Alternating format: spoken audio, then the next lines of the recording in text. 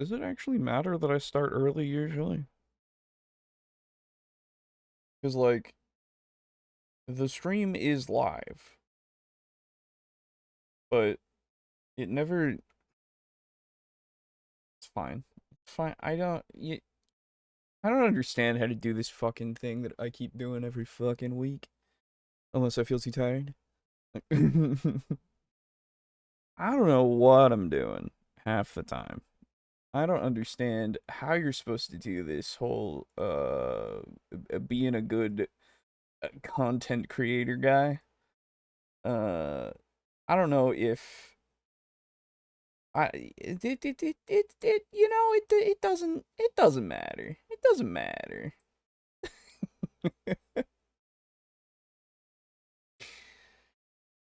Oh, nice rant, bro. Hey, Dracker Kraken. I figured I'd give you a moment of realness, hey? As if I don't always. Alright.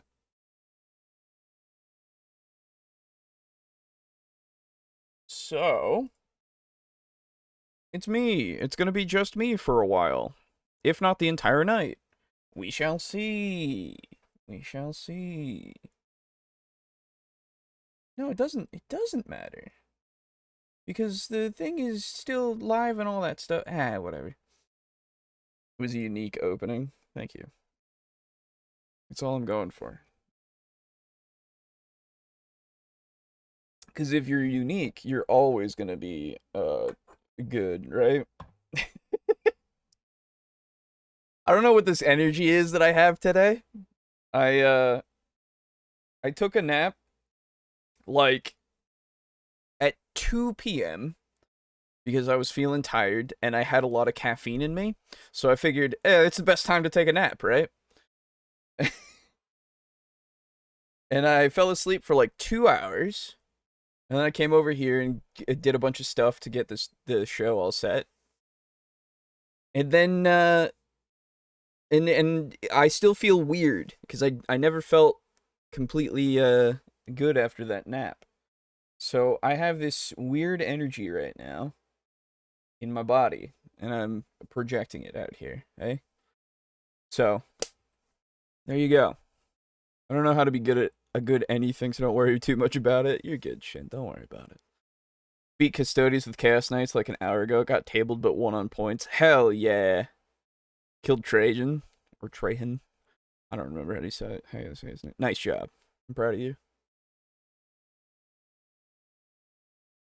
Alright. Well, welcome to, well, you know what? Welcome to Table Talk Discussion and Discourse. I, as always, am your host, Alejo, aka Great95. I'm a little early saying the intro. It's 8:58. Usually we start at 9, but hey, ho, let's go, hey? Like I said, it's just me at the moment. Um, the boys are away, either working or unable to join in right now. We shall see if we get either of them to come in later on. But that is the way that it is today. My apologies. Now, I wanted to mention, during the interim between last episode and this episode, hello, Timothy. I wanted to mention that during that interim, there was a thing that came out about those 44 rules for Dungeons and Dragons that Draco Kraken so nicely shared on the Discord. I would like to cover those at some point, but considering I don't know if both of the lads are going to be here tonight, I figured we'd all want to be there for this one because that one is a bit of a spicy meatball, if you will. Because it seems like it's a bit of a woo, a bit of a yee, you know, like you tug your shirt collar a little bit. And I started watching that little video just a little bit just to see what it was about. read the first 4 of the rules of the 44 and went, huh, okay. And part of me is like, well, this is pretty much nothing to me. It's got some okay advice, but it's aggressive. Exactly. That's kind of my thinking is everybody covered it because of the aggressive nature of the advice, right? But also, some of that stuff is fine, like, just in a vacuum if you say it neutrally. And some of that stuff just seems like, Jesus Christ, dude. All right. Something happened. That sucks. But, I don't know. It's one of those things that doesn't fill me with, like, this is a thing, you know?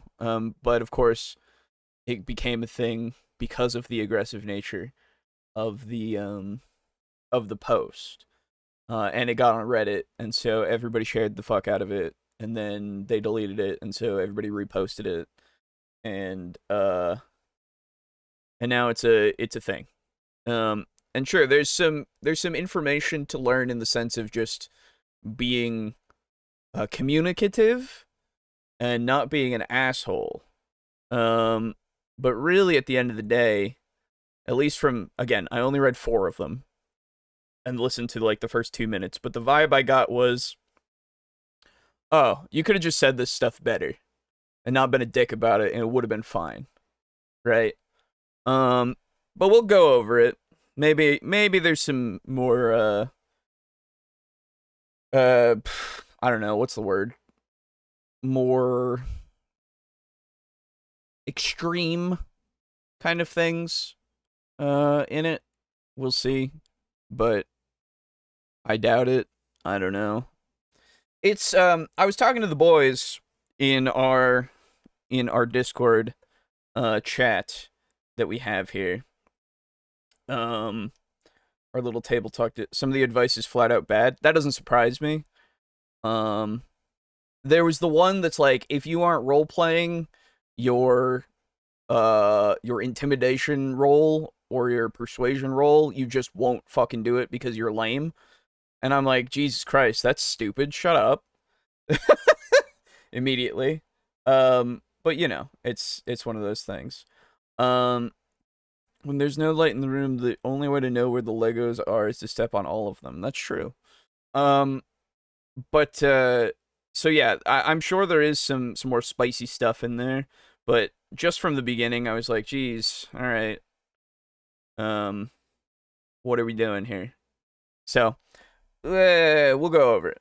But anyway, I was telling the lads, the other two, in our group chat on Discord, that a lot of the time these like incendiary takes and all that kind of stuff, they really just make me very bored and sleepy because I have the influence of Garibay in my life. And so every time I think about incendiary takes, they really just don't stack up. And I can really look at them way more objectively and go, Jesus Christ, just say things, you know, in a better way, or just communicate with your players and you really wouldn't have this issue, or something like that, you know? Garibay has ruined me in many a way, but one of them being that I don't really, I find people's, being massively upset about little things to be incredibly boring. So, maybe that's good. I don't know. It's how it is, though, and I can't deny it.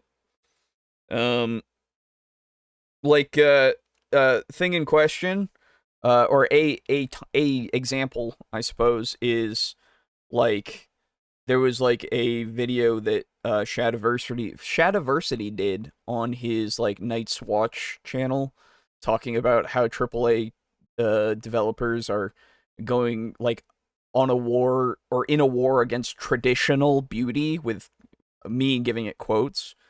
And immediately I was like, oh, Jesus Christ. This is the same exact thing as people getting upset that you could see Aloy's facial hair, like little bits of facial hair from Horizon, the Horizon series. It's the exact same fucking tier of argumentation. It's so boring. It means nothing. You also just have the most subjective thing to stand on, and also it's just not a good look, and you aren't gonna win any arguments like this. It doesn't fucking matter. Go find your quote-unquote traditional beauty somewhere on the internet, because you can. Okay, you know, it's stuff like that it's literally just, it's so boring. That, the politics kind of arguments of like the wokeness and all of that, like that's the stuff that really fucking bores me now, to such a degree that it's like, I just, what are we doing, you know? But anyway, that's my rant for the morning. Morning? It's night. Hello? More happy notes. More exciting notes. I'm gonna be getting a couple of cats. I'm gonna be getting a couple of kittens. Next weekend, I'm hoping to. So, you know, that'll be cool. I'll share pictures in the Discord and stuff. But I'm hoping to get a couple of little tiny fur babies, and it'll be great. I'm so excited.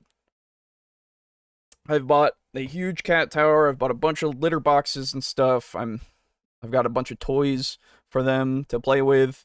I bought a gate so that they don't go in certain areas when I'm not here. It's gonna be great, I hope. So, that's exciting. Didn't see in the video in question, sounds bad. Yeah, well, I used to like Shad because swords, then I saw the stupid stuff he says now so much. Yeah, he's definitely gone into an area of saying less about medieval stuff, a lot more. And there were some opinions that he had that I was like, oh, this is like a fine opinion. But then he started doing some weird stuff.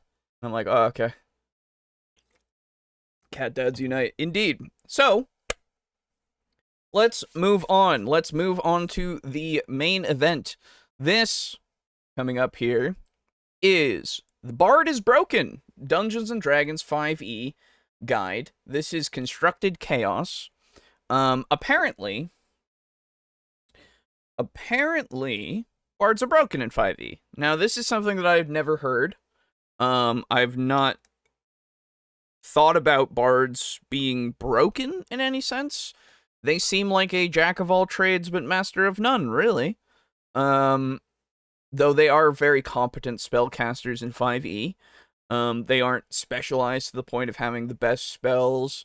They can do combat, but it's not the best, and by combat I mean the a sword and board kind of combat, like melee combat or ranged combat. Like, you can do that, but it's, you know, it can be outclassed. So they seem like a good middle ground for a lot of things.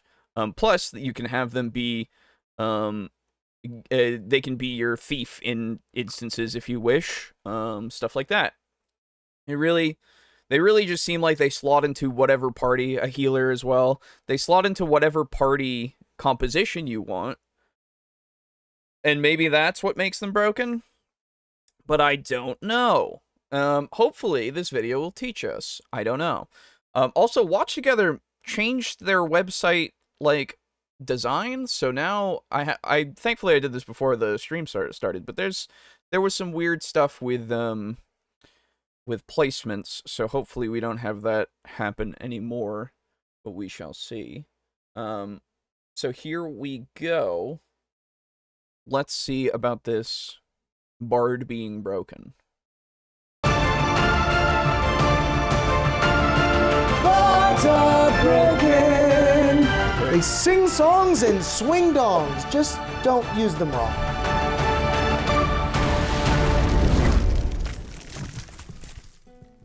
Bards are largely known as cocky minstrels that utilize their silver tongues to lay waste to enemies and allies alike. Some of the shenanigans lend from stories that would lead you to question the biology of certain monster species. It's always an entertaining joke, but in reality, bards are so much more than that. They're meant to represent the artists of a magical world that might utilize paints, dance, or spoken word just as well as a musical instrument.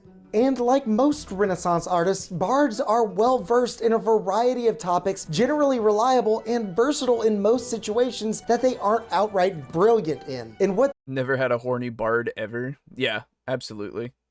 I've never played one, I've never seen one in my travels, because I think at this point the stereotype is there, but usually you only see those stereotypes being played out by newer players who hear the stereotype and think it's funny. Slash they watched the first season of Critical Role and they thought it was funny. But obviously even shit, what was Sam's character's name? Regardless, even he had some depth, right? It wasn't just the one thing. Because they didn't want it to be just one thing, because that would be incredibly boring, right? So, since Massimo and Galvin are both bards in game, does that mean I broke the game? I don't know. I wouldn't say so, but you never know, I guess.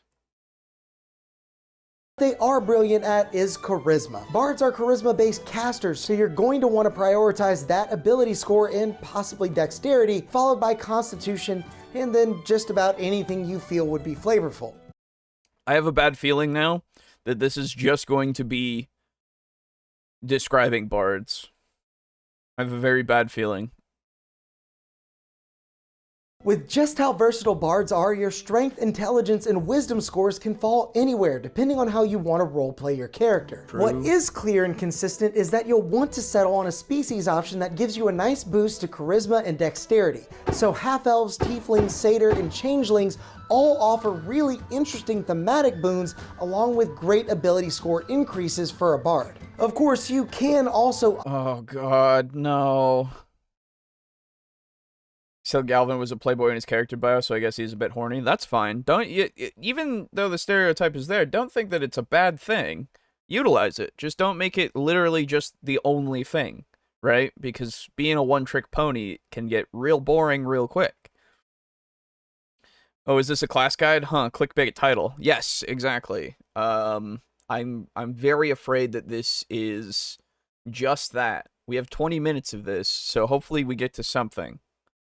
Opt for the custom origin rule from Tasha's Cauldron of Everything that allows you to assign these boosts however you'd like. You know, express yourself. Then, before things get too broken, starting at level 1, your bard will have a d8 hit die as well as proficiency in light armor, simple weapons, hand crossbows, long swords, rapiers, short swords, and any 3 musical instruments of your choice, along with dexterity and charisma saving throws and any 3 skills in the game. We at least have the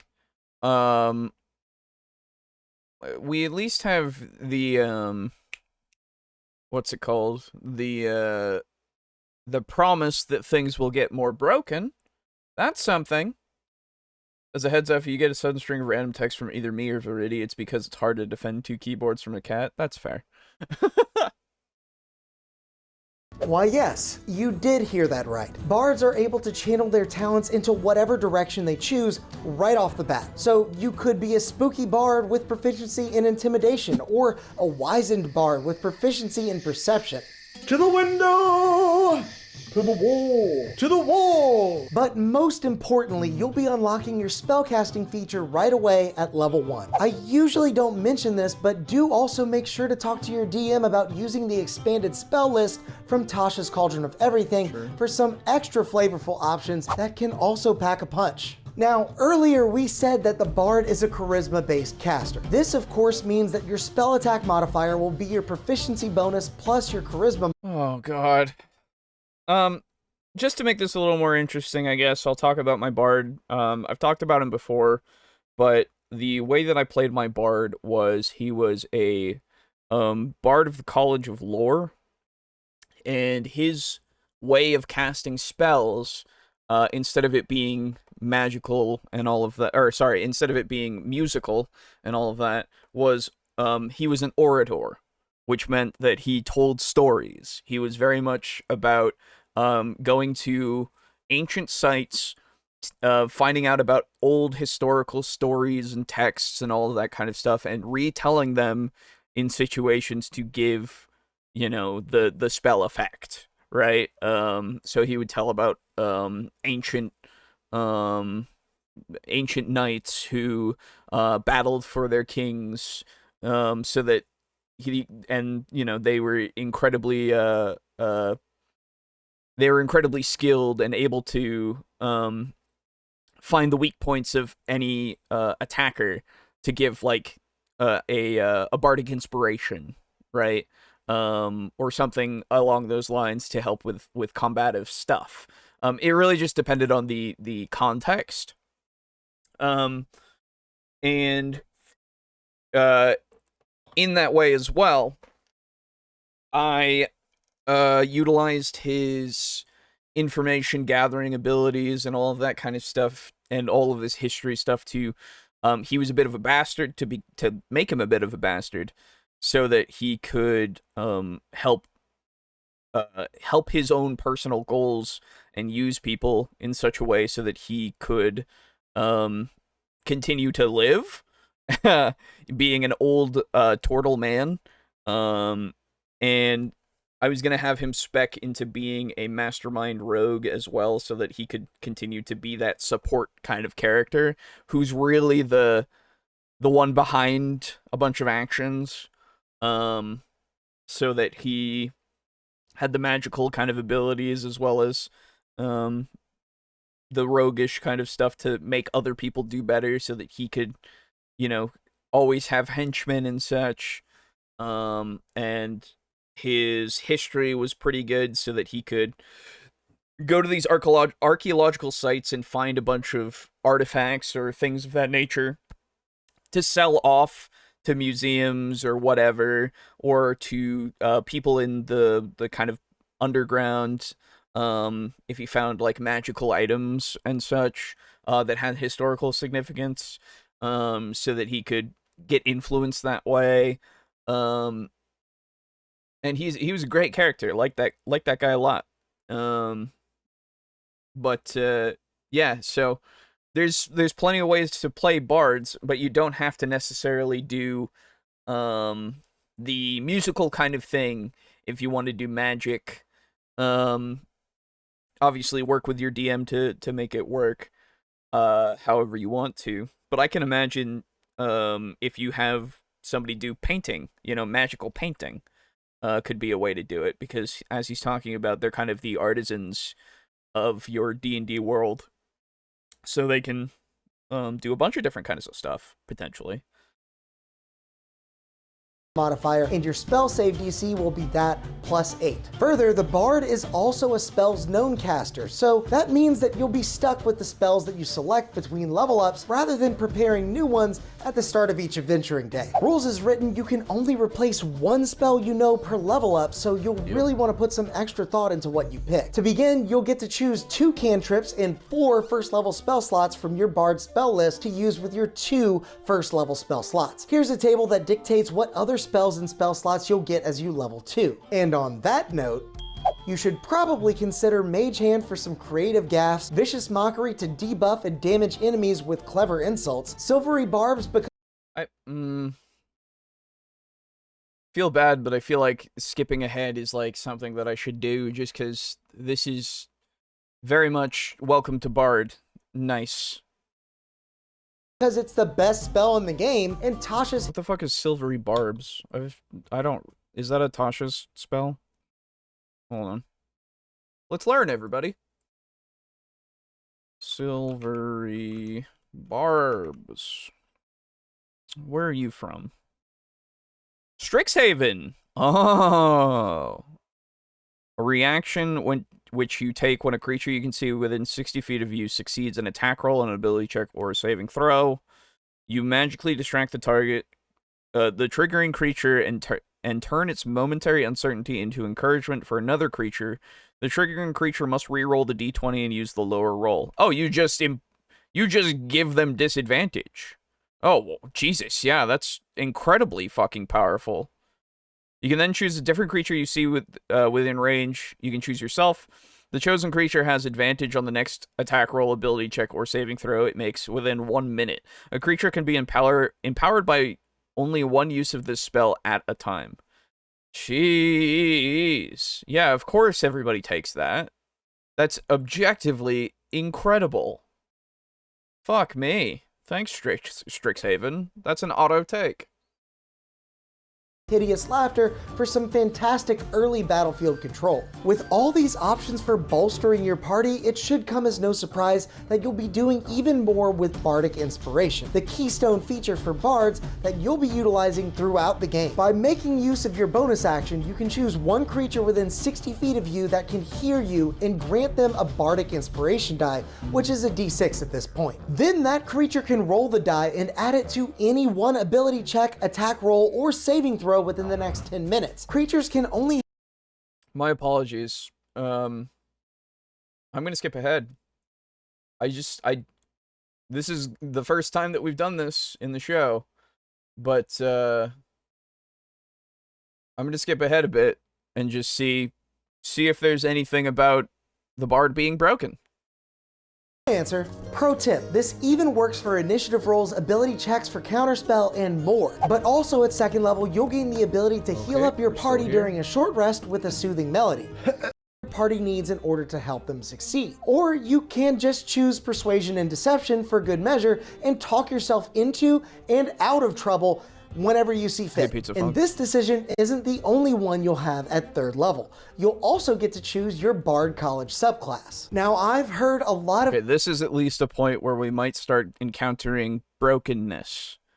Please, dear God, please. Because otherwise, this is 7 minutes and 15 seconds in after skipping ahead from the stuff.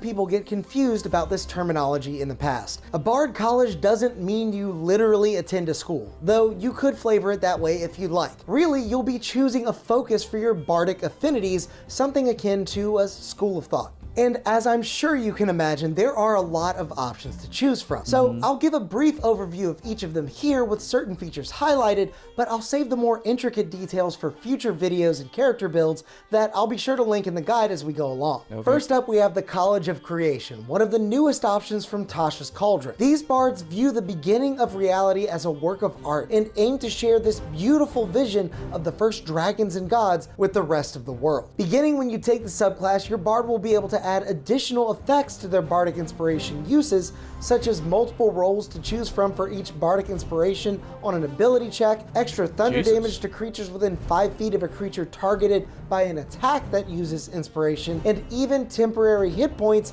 equal to your Charisma modifier for any creature that uses Inspiration to aid them in a saving throw. You can even create... That's a lot. Holy shit. Let's look into actually Bard of... What is this? Hold on. This is Bard, but you are doing a Tasha's thing, so it's something that I don't know. No, I don't want to go here. I just want to go and see Bard. Oh, that's not what I wanted to do either. Come on. Okay. Oh, no. I'm trying to look things up, but it's not letting me. Bard 5e. Thank you. Alright, let me see. Creation? That's the one we're on. College of Creation. Silvery Barbs. Judging by the name and effect, sounds like some aggressive passive aggression. A little bit.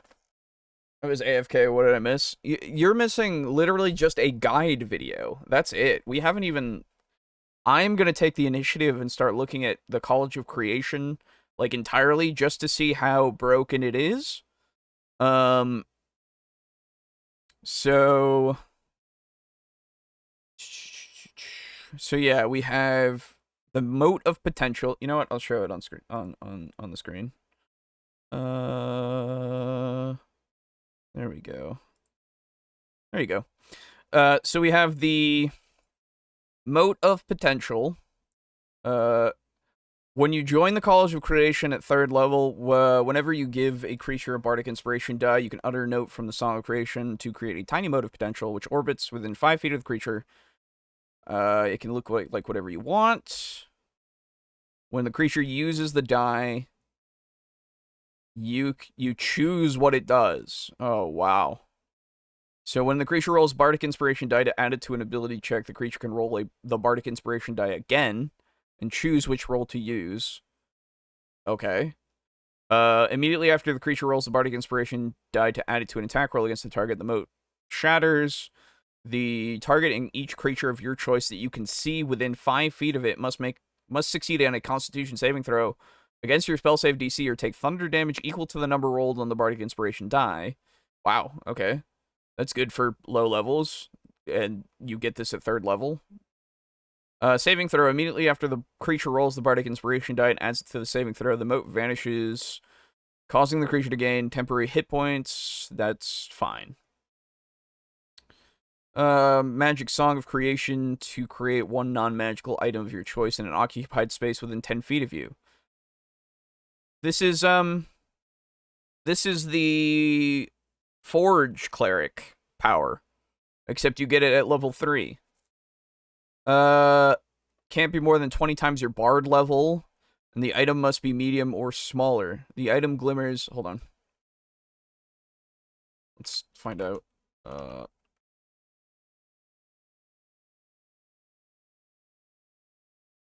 An hour-long ritual that crafts a non-magical item that is a simple martial weapon, a suit of armor, 10 pieces of ammunition, a set of tools, or another metal object. No more than 100 GP. Okay, so this one is better. Okay. That's at least something. Why is... What? Why the fuck are there... Okay, anyway. Glimmer softly. Music. Disappears after a number of hours equal to your proficiency bonus. Can't do so again until you finish a long rest, unless you expend a spell slot of 2nd level or higher to use it again.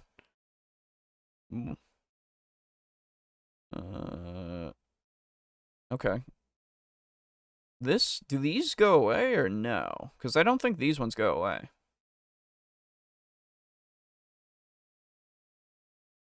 No, this one... Okay, so technically the actual Channel Divinity one is a lot better at 2nd level. Alright. I was worried, but we're good. Anyway. So... You can make something also animate. It can dodge... Or it does dodge unless you use a bonus action. When you use your Bardic Inspiration, you can command the item as part of the same bonus action you use for Bardic Inspiration. Oh, wowee. That's incredibly useful.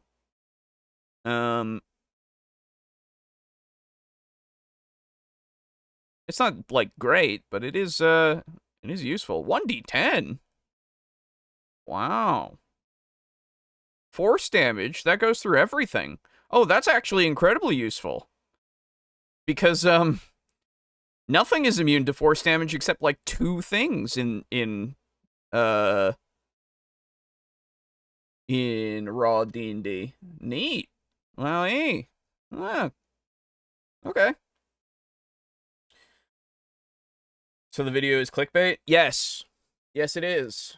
Create non-magical items out of thin air, beginning with medium-sized items at level 3, large items at 6th level, create more than one item at once. Did someone call for 5 trebuchets? Oh, right.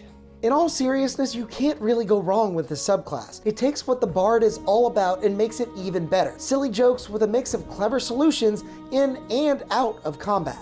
But that is nothing compared to what the Eloquence Bard brings to the table. Characters of this What is an Eloquence Bard? Hold on. Eloquence is Tasha's as well. Ah, that's why. Okay. Let's find out, hey? This is... Boys, what we thinking? We thinking of just not going through the rest of this video? Because I have a feeling that this is not going to be anything that we want to necessarily talk about.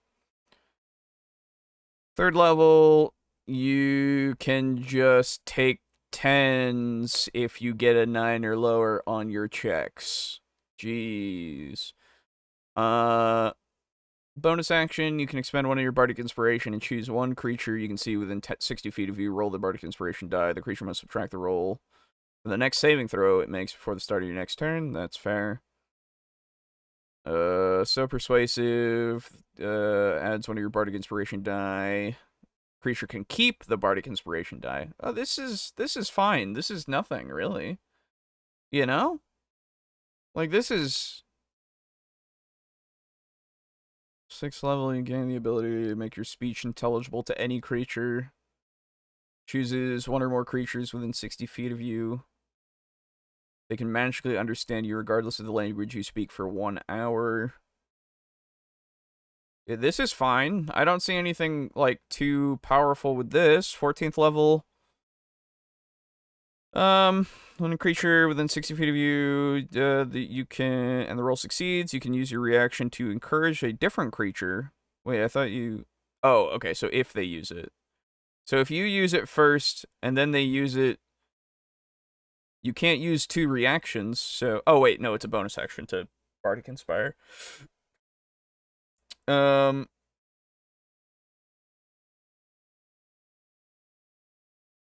Expending any of your Bardic Inspiration uses. You can use this reaction without expending any of your Bardic Inspiration uses. Oh, that's nice. Eesh. Well, if you just do that... Hold on. When a creature adds one of your things and the roll fails, the creature can keep it. Oh, okay. I was going to say if you just daisy chain it, but you can't necessarily. Or you could, actually. You could go back and forth, couldn't you?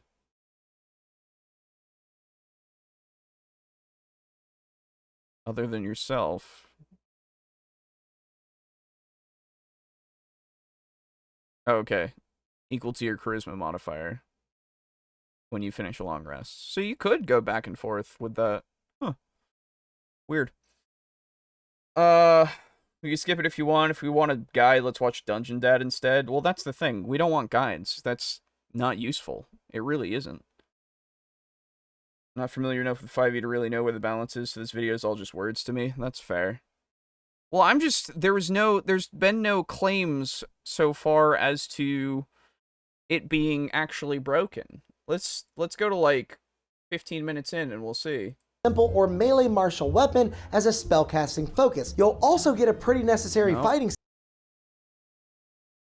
Keep going. Across, the Whispers Bard hedges their bets with blackmail and threats. While this isn't necessarily one of the best Bard subclasses out there, it is extremely flavorful. Sure, you could just multi-class into Rogue instead, but what would be the fun in that? After all, there are not really any bad options for Bard subclasses, so I've always felt Oh, wait.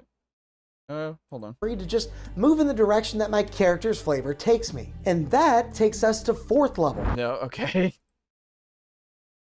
And it's why late game bards are about as broken as it gets. There we go. There's something. Let's go. 18 minutes in. Let's see. Spells like Aid for a huge party HP buff, Liamon's Tiny Hut to protect the party during rests, Hypnotic Pattern to completely debilitate enemies in combat, and Polymorph as if you needed yet another option to get you out of most situations. But you'll become your own get out of jail free card at 10th level when you get another round of expertise. So you'll have a total of 4 skills that you can double your proficiency bonus for. By this point, your bard is going to be your all-purpose solution for just about any skill check situation, as well as a pretty apt combatant, as you'll also get your first round of magical secrets. This feature, which also comes online at level 10, allows your bard to learn any 2 spells from any classes. This feature is insane, and it's why late game bards are about as broken as it gets. Throughout making these guides for each class, there have been several classes with access to specific spells that made them stand apart from the rest. The bard takes that exclusivity and just adds it to their own act. Eldritch Blast, Spirit Guardians, Conjure Woodland Beings, Fireball, it's all fair game. And if Okay, yeah, so the way that Bard is broken is the fact that they are incredibly useful skill-wise, and they can take 2 spells from any class at level 10. Now, don't get me wrong, sure, if you're getting to level 10, there's potential here for you being at the point where you don't have to level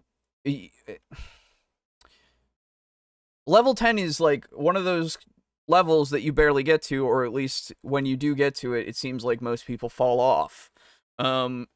We went past level 10 with Devils and Dice, but then again, we're in 3.5 and it's a different beast. But with 5e's, we've gone over before 5e's metrics that they seem to have gotten from, I guess, D&D Beyond or something, or some sort of polling system. The metrics aren't something that we can certify as indicative of a majority of players, but at least in their small sample size, whatever it might be, and most accounts, level 10 isn't usually something that you go past in 5e. The problem with taking spells is it's only good if you know what you're doing. Yes, that is also true, but I will say, with the introduction of Tasha's Cauldron and Strixhaven and all that kind of stuff that has all of these new spells, I don't know all of the new spells, but I can assume there are some that are a little bit broken at this point. Silvery Barbs, I had no idea that was a thing, but that's an auto-include. As a bard, that seems like just what you take, because otherwise you're missing out on something that's incredibly good in every situation. And it's a first level spell. So I don't know. It's now again, I'm thinking of it as more of a math problem, I guess, than a roleplay problem. So if you're doing it from a perspective of, no, I'm just going to take the spells that I want rather than them being actually effective, then obviously you're not going to have that issue, right? So it is what it is at that point. Real homies don't use silvery barbs. Hello, August. Yes. Yeah, so I guess it's just, the other thing is when you have, like, the only spells that will always be useful that you will take are spells that are for combat specifically, right? Potentially the other stuff is really good in the sense of, you know what, I need a bard spell list really quick to just see if they get, what's it called? I think it's a 5th level spell. No, it's not a 5th level spell. Is it a 6th level? No, is it a 4th level? Am I crazy? Polymorph. Yes, they do get it. What about, what the fuck is the spell that makes you just completely... It's not Disguise Self, it's the other one, where you can just turn yourself into something else that's not Polymorph. I can't remember. Alter Self, I think it is. I don't see Alter Self on this spell list. So you could take Alter Self, I guess, if you really wanted it, but you get Polymorph, so why would you, I guess? Thank you, August. Yes, Alter Self. Also, if you want this faster, pair it with the Master Scribe Wizard that makes scrolls at half costs and time, It's in Tasha's as well. Of course it is. I don't know. It's so at this point, because of Tasha's, because of these newer books that I am not as much aware of, I assume that there's a lot more spells that you can take that could break the game in the sense of things that are specific to other classes. But even so, they have all the healing, they have all the other stuff. So it's really just like, oh, I don't get Fireball. I'll take Fireball, you know? At least that's what it seems like to me. So it's really just as effective as you as a player can utilize, right? Where is it? Yeah, magical secrets. So at 10th level you get 2 of a level you can cast. So at 10th level you are at as high as 5th level spells. And then you can also get it at 14th and 18th level, which gets you 7th and then 9th level spells. Oh, you do get up to 9th level. Oh, excuse me. I didn't actually know that. But regardless, it's... For those ones, I'm less likely to at least say, oh, that's more of a thing that will happen because, again, going past 10th level is something that seems to be at least... It's not like a great metric, but we can at least say that most people that we have been exposed to in this community seem to not go past 10th level. We can hold that as a standard at least until we're proven otherwise. So really that doesn't matter so much. But also getting up to 10th level, it's like, wow, good job, I guess. You know, what, 14 spells at that point, plus 2 more? Nice. The Jack of all trades things is really, really good, but, you know, it's...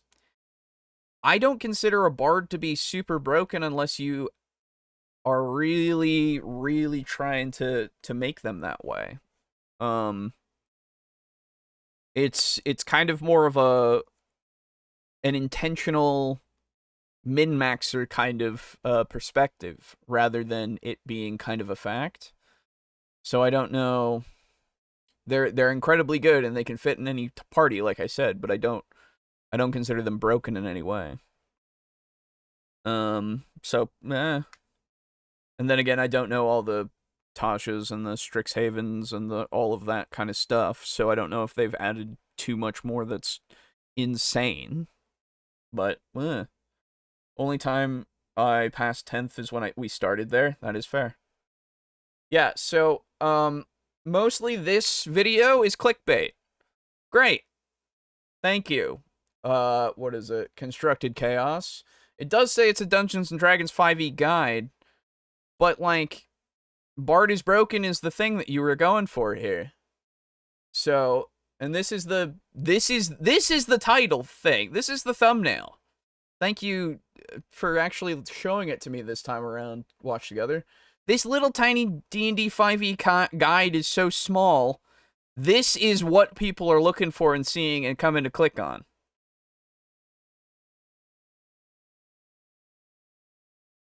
They got me. They got me again. They bamboozled me. Yet again. I have been the bamboozled. My apologies. I thought there would be more here. But obviously there isn't. God. Should have had D&D Bard class guide on it. Yeah, I think so. I'm just gonna search so that we're not just looking at this one if there is something else that we can do for bards.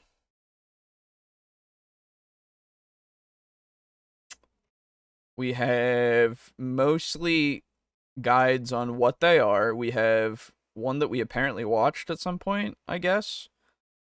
And don't play a bard, which that one I think is a joke because it's plain simple and he usually does that. That's kind of a clickbaity title, but he's usually pretty alright with his videos. Yep, College of Eloquence.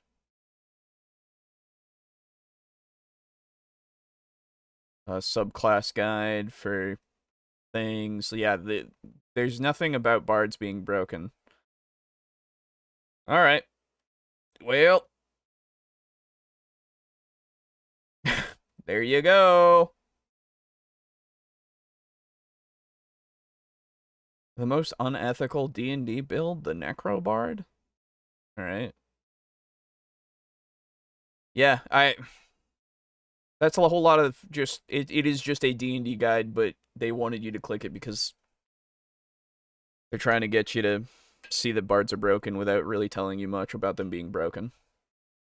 So good job, I guess. You did it. Title is lame. A little bit. Since I'll usually give the party a level every time they finish a quest, they've gotten up to level 15 before, though I think they started at 5 for that one, so only 10 levels were actually gained. Yeah, there you go.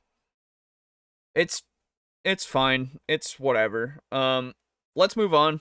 Let's go to the other video that I had prepared. This one is actually something that we can look at, that we can actually have a conversation about. So, alright. So, already gonna get copyright claimed or something. We'll see how this goes. Stop using Counterspell. DC 20 spell duel system. This is talking about, I assume, the MD or MCDM. I don't remember what it is, but that is the newer book thing that that Matt Colville came out with. I think the DC 20 thing. Maybe, I don't know. But this is the Dungeon Coach. It's one of those videos, I assume, that's going to be about how Counterspell is a no fun, very bad spell that everybody doesn't like because it shuts down casters, and that's no fun when you have a caster in your arsenal for antagonists, which I've never subscribed to. I don't think any of us has, because you as a dungeon master are aware when they take spells, usually. And so when you see that they have taken Counterspell, that means that you should be prepared that they are going to counter your spells, and attempt to counter your spells when they're higher level spells, so that they can have more of an edge against casters, which is why you should never have just a caster. It's another reason, I guess, as to why you should never have just a caster as one of the antagonists in a scene. You should have them have at least some other things that they have to deal with, so they can't just focus on the caster themselves. Because they're little squishy little guys. Little guys who can get headlocked and suplexed, basically. So yeah, I don't know. It's a thing. It is Yugi. We shall see how this goes. It's time to duel! That's right, we're talking about duels. Not just any duels, we're talking about spell duels, the far more epic counterpart to D&D's Counterspell and the things involved with that and some of the bad moments that Counterspell and the bad rap that Counterspell gets. This is spell duels. Because I think it's much more epic to have magic clash mid-air in a spell duel, fighting to see whose spell wins, instead of counterspelling. Your spell fizzles to go off before you're able even to cast. Even the description's lame when you're like, oh, fire buff, oh, your magic fizzles in front of you. Yes, it can create epic moments where somebody counterspells, and we have plenty of those things we've seen online of like, oh, counterspell. But it just leads to a very bad play style where reactions are counterspells and then you're counterspelling counterspells. And Well, so, okay. This is exactly the... Okay. In my D&D campaign, I swirly a lot of spellcasters, as you should, the nerds. Just like Dragon Ball. So here's the main issue that I always have with this argument. We have the immediate thought that every single time you go into a spellcasting kind of situation, you have counterspell upon counterspell upon counterspell, because of course you take counterspell as a caster. Okay, so first off, maybe you don't, right? Maybe you don't give it to like you're a villain, right? And also if you really, really don't like the idea of counterspell, then, if I'm not mistaken, you could use legendary actions to kind of combat it. Am I wrong about that? Let me just make sure. Let me fact check here. 5e. So...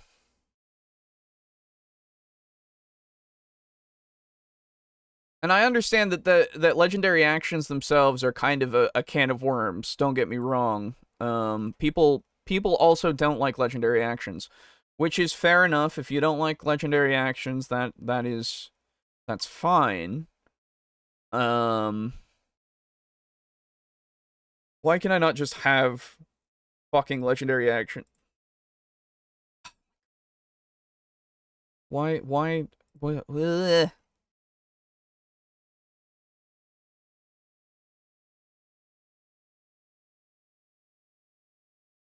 Let's see.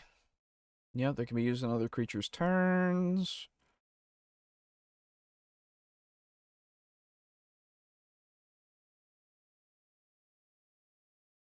It's okay.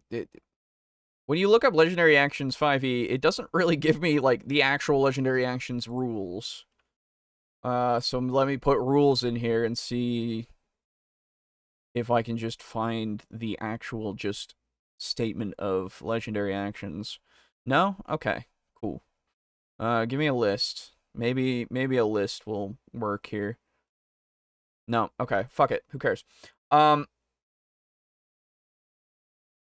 Oh, anyway. Yeah, you don't have to use it. That's true. If you don't like counterspell, don't take it at the end. It's true. Legendary actions autosave and do other things, which can include a counterspell. Yep, that's true. Banning counterspell is such a nerf to the abjuration wizard. Yes, it is very much so. That. You can always restrict it for that particular subclass. You could, but why? You know? I see it as, if you can't deal with counterspell, you haven't prepared, I guess, like, in such a way. Because, yes, I understand that it could ruin your legendary, like, boss encounters thing. Okay? They want to do this big fucking thing to stop a party, or just to completely decimate a guy. That's absolutely a thing that could be ruined by it. But I would also imagine that before that point, you've kind of gauged how they utilize their counterspell, right? Because before that point, you've probably sent a few things that do magic at them, so you can gauge if they utilize it on smaller spells, like lots of smaller spells, or if they always save it for the big one, right? Both of those are strategies that they could do, or they could do a mixture of the two, and you can't really predict it so much.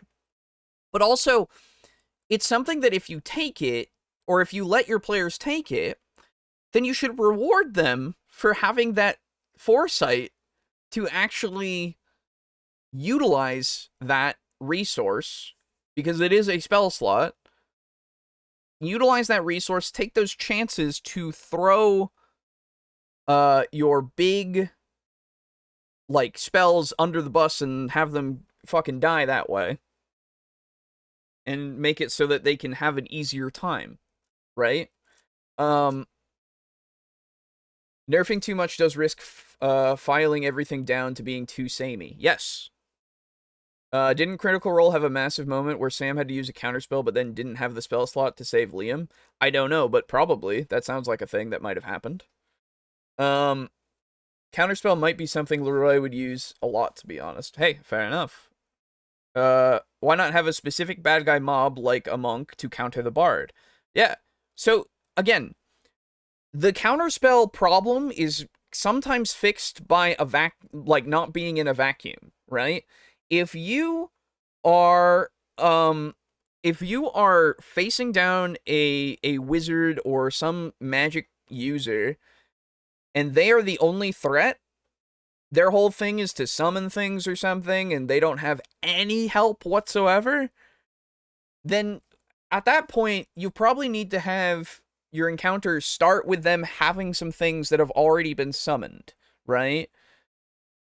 Or give them minions to do things in the battle as well. Is that going to work for every encounter? Not necessarily, but it's something so that you can have it so that you have to have them counter these threats that are going to try to counter that wizard so that it can't counter your magic user or whatever, right? Point is even counterspell can be an epic boss moment. Absolutely. And even that is agreed upon as something that happens. Corridor wizard strikes again? Yes, exactly. Like, it's something that I never seem to wrap my mind around as to how these people are having such an issue with it. Because, oh no, my big bad wasn't able to cast one of his spells because he had Counterspell prepared.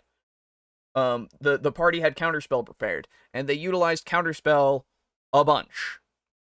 Well, in that case, they're not using their spell slots for much else, are they?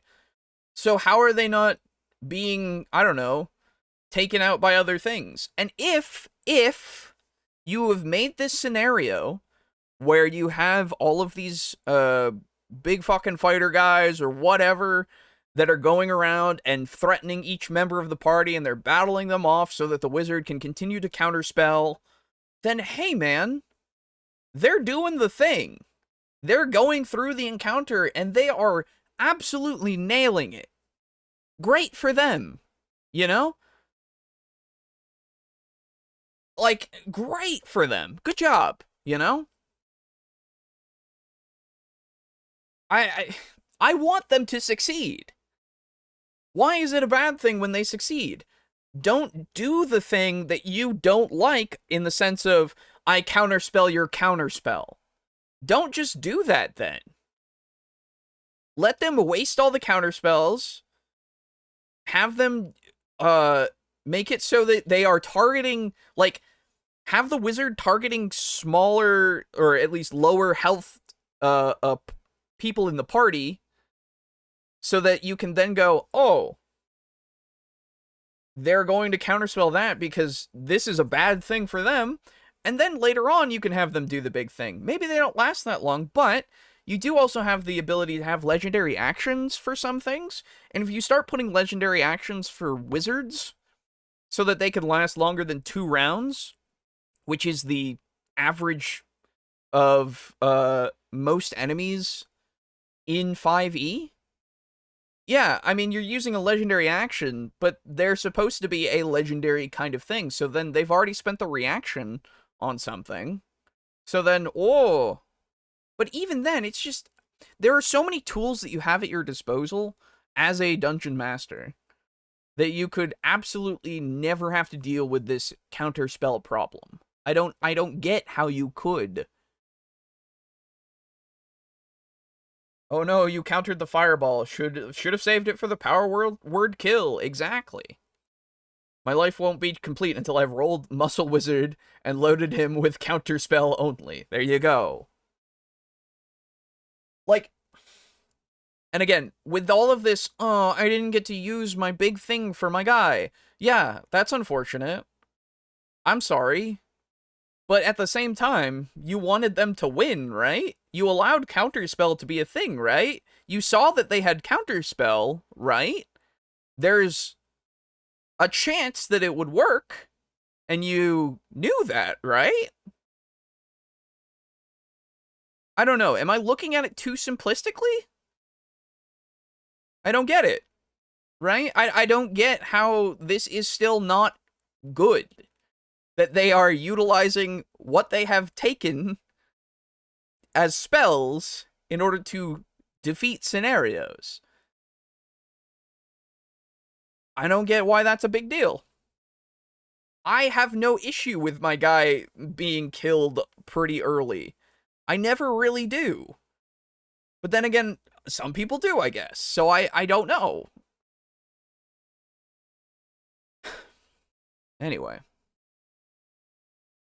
And it just all turns into this weird gotcha between all these different spellcasters. It does not lead to epic descriptions for what I'm about to blow your minds with here. Now, before I get too carried away and excited, this spell duel system is a core part of the DC-20 TTRPG game system that I'm developing and going to be releasing here in a few days by the time you're watching this video. DC-20 is a brand new TTRPG that's taking D&D and Pathfinder, dialing the knobs to 11 and cranking up the level of epicness that's in store. And as you can see with just this one little sliver of this concept of spell duels, it's gonna be crazy. So let me pitch you this idea of spell duels, see if you like the concept of it, and maybe it inspires you to create your own homebrew for Dungeons and Dragons to be able to use it in those games. Sure. But here we go. The only key parts of DC-20 that you need to be able to understand is DC-20 has a 4 action point system. There is no reaction in DC-20. There are reactions that you can take, and whenever you have something that lets you be able to take a reaction to, like an opportunity attack, or a spell duel, you can spend your action points that you have. But again, you only have 4 action points. Sure. Whenever combat happens, initiatives rolled, and everything's starting to go off, you have 4 action points. If you spend action points on reactions before your turn comes,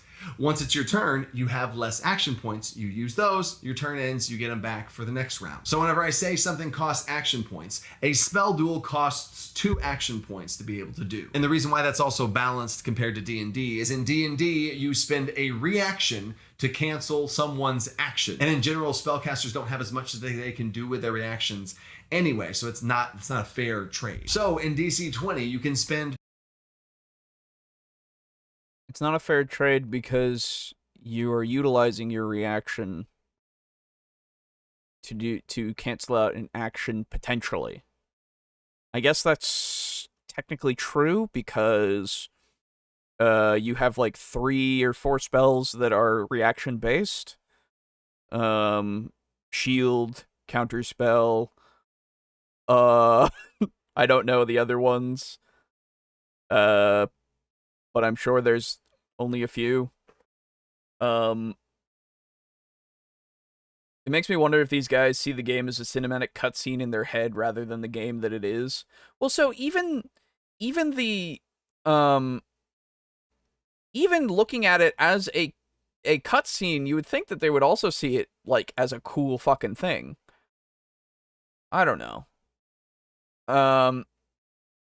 I would ask the same question, Alejo. You knew that would happen, right? Exactly.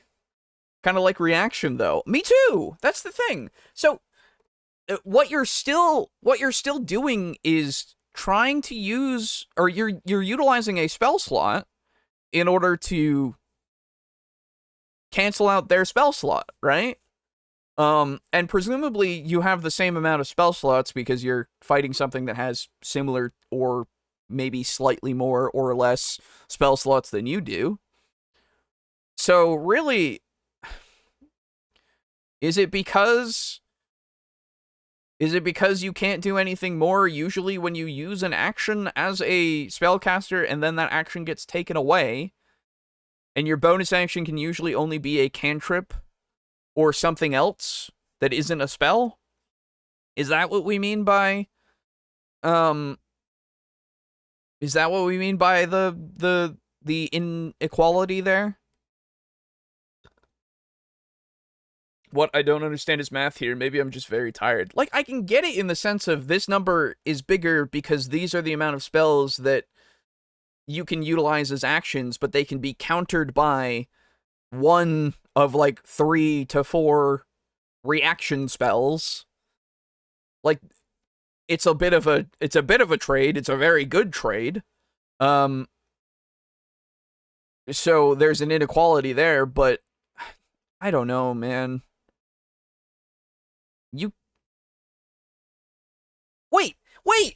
Wait a minute. Wait a fucking minute. You can't cast 2 spells in the same turn. So are we talking, okay, if we're talking about multiple casters in the same party, that's how you can daisy chain Counterspell. That's the only way. Are we saying that every caster in the party, we have multiple casters in the party, which is fair enough, that could happen, but every caster has taken Counterspell? Every single one? That's how we get these things to happen? Are we looking at this now from a purely, why can't I think of the word? Like, perfect maths, like, I'm absolutely only taking Counterspell. That is something that I will take if I have the ability to. Min-maxing, there we go. My brain could not think of the word. Are we looking at this from a pure min-maxing perspective? Is that really what we're doing? Is that why Counterspell is looked at really badly? Because every time that these people have utilized it, and then the thing that goes around is the one bad thing where sometimes people just always take Counterspells in their group? Always? If they have it available? Is that what we're doing? That seems unfair. First off, to believe that we will always have multiple casters in a group, which is likely, don't get me wrong, that's at least likely. So we have that, and then we have, when they reach, I think it's 3rd level casting. Let me make sure. 5e. Counterspell, 5e. I believe it's a 3rd level spell. Yes, it's a 3rd level spell. Sorcerer, Warlock, Wizard, Oath of Redemption, Oath of the Watchers, and I assume Bards could take it if they wanted to at level 10. So you have 5 things that can do it, right? So every time those 5, you have those, at least 2 of those in a party, which is potentially possible. But every time they reach the ability to cast 3rd level spells, which is level 5, they will always take Counterspell? Always? And they'll use it as a reaction for the Counterspell that they... No! Wait! No! That doesn't work either! Because you're now assuming that the Counterspell that's being utilized from the person who's daisy chaining off of the Counterspell that is being used on the bad guy is another player. Unless you're now assuming that there are multiple spell casters in the encounter on the antagonist side. Because that's the only way that somebody's going to counterspell the Counterspell to the big bad guy's spell. Because you can't use a spell slot as a additional spell. Like, you can't cast multiple spells that use spell slots in the same turn in 5e Raw. That's not how it works. You get 1 and a cantrip, as many cantrips as you want, but 1 actual spell slot usage. Wait, have we been perpetuating a lie?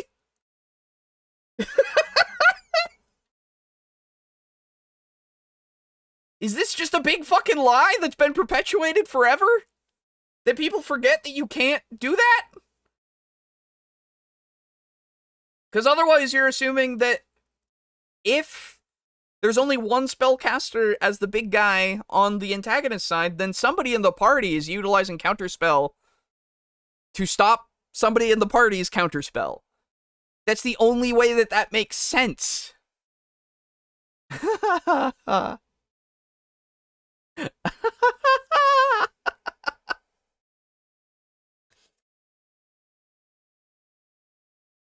So this guy made his own game now already then. Yeah, I mean, good for him. If he was inspired enough to do that, then good for him. Insane user input. Yes. A powerlifting straw man. Yes. Little did you know, every member of the party carries a counterspell scroll before they go fight. True. I would play my character in ways that would make sense for their personality. I would not use the meta. Well, yeah, that's the thing. I at least most people, I think, would. But legitimately, I don't think that this counterspell, like, claim works anymore unless we are always assuming that it's one side has, like, the antagonist side has multiple spellcasters who have also taken counterspell, and then multiple spellcasters are on the player side who have taken counterspell every time. I don't... We have some unlikely odds at this point, I think.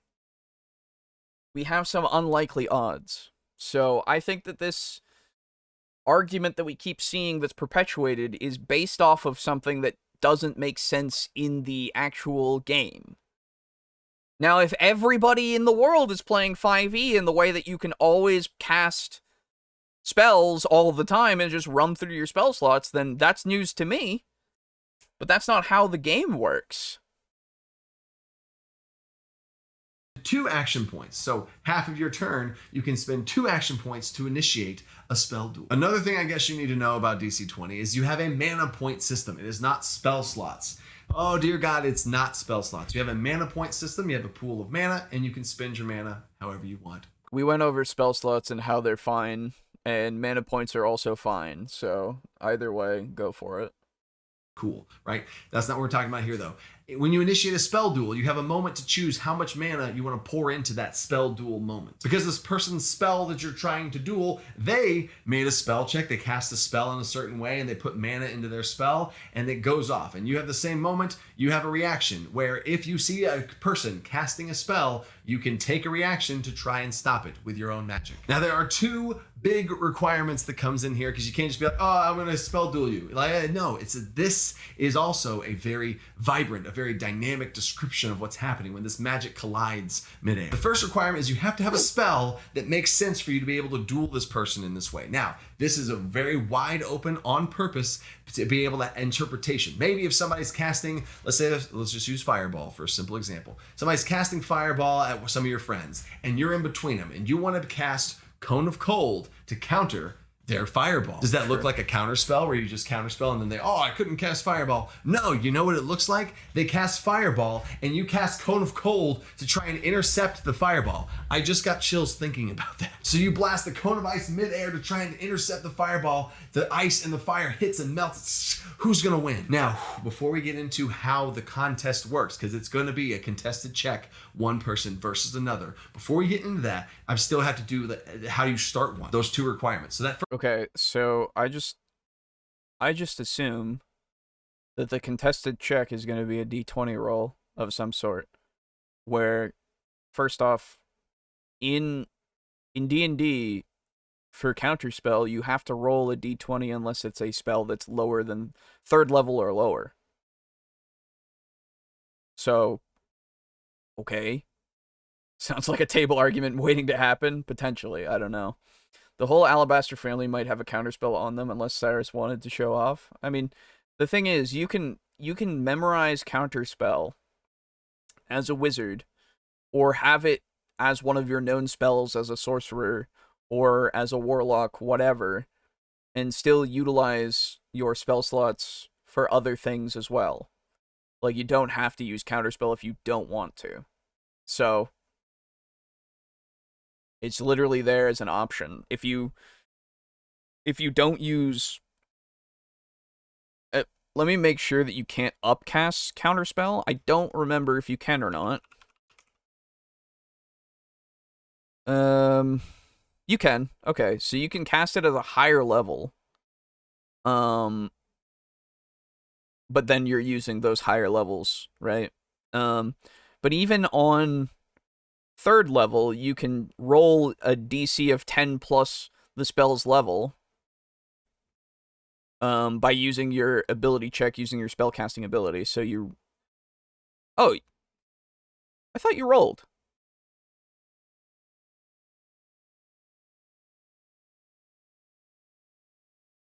No, it is an ability check, so you do roll. Yeah, it's so you roll a d20 and you add your like charisma or your intelligence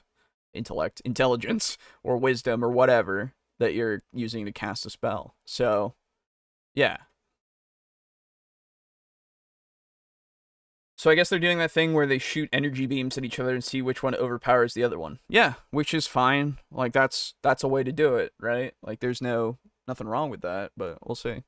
First one is you have to have a spell that makes sense. Maybe someone's casting Fireball. Maybe it makes sense for you and your Cone of Cold. That makes sense. Or maybe you're an abjurative wizard and you have shields and protective magic, and the people that they're targeting, they're gonna, okay, I'm going to shield and put some sort of barrier or dome around my friends so the Fireball hits the dome instead of them. Again, Sure. So much more epic. Or maybe I'm a... Dude, okay, like... That's subjective as hell. Alright? It's a cool idea. But you can't just immediately claim, oh, that's so much more epic. Like, yeah, for you, sure. But for me, sometimes, in certain situations, if a big spell is being done, and then fucking the player goes, no, basically, and they roll it out, and they actually have it work, or they utilize a bigger spell slot to actually, like, make it so that it doesn't work absolutely, you can narratively make that into something that you find super cool. Okay? So say a 4th level fireball is being cast, or a 5th level fireball is being cast, so that you can't just say no, right? Immediately with your counterspell. But even then, you could do it this way. And then, so they have to roll their 3rd level because they don't want to use the 5th level because they want to be able to do something with their 5th level spell slot, like a bigger thing. Okay? And so they roll it out, and basically what you see is let's say they're fighting just some dark wizard. So generic, right? So the dark wizard, he's conjuring all of this energy, and it's circling his hands, and the fire is swirling and swirling and growing and growing, and it grows into a spirit bomb over his head, and he throws it, right?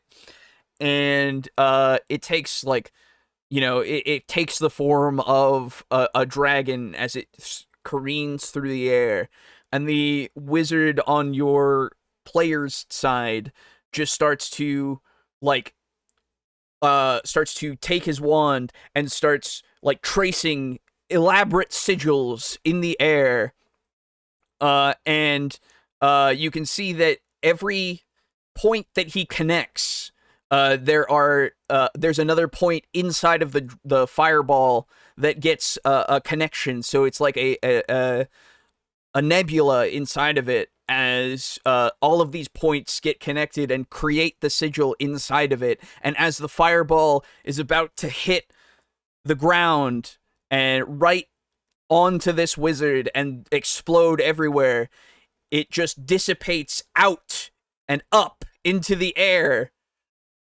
as he completes the last of the sigil, and it just up into the sky, dissipating harmlessly. Right? Like, you can describe things real cool anytime you want to. Anytime. Up to you.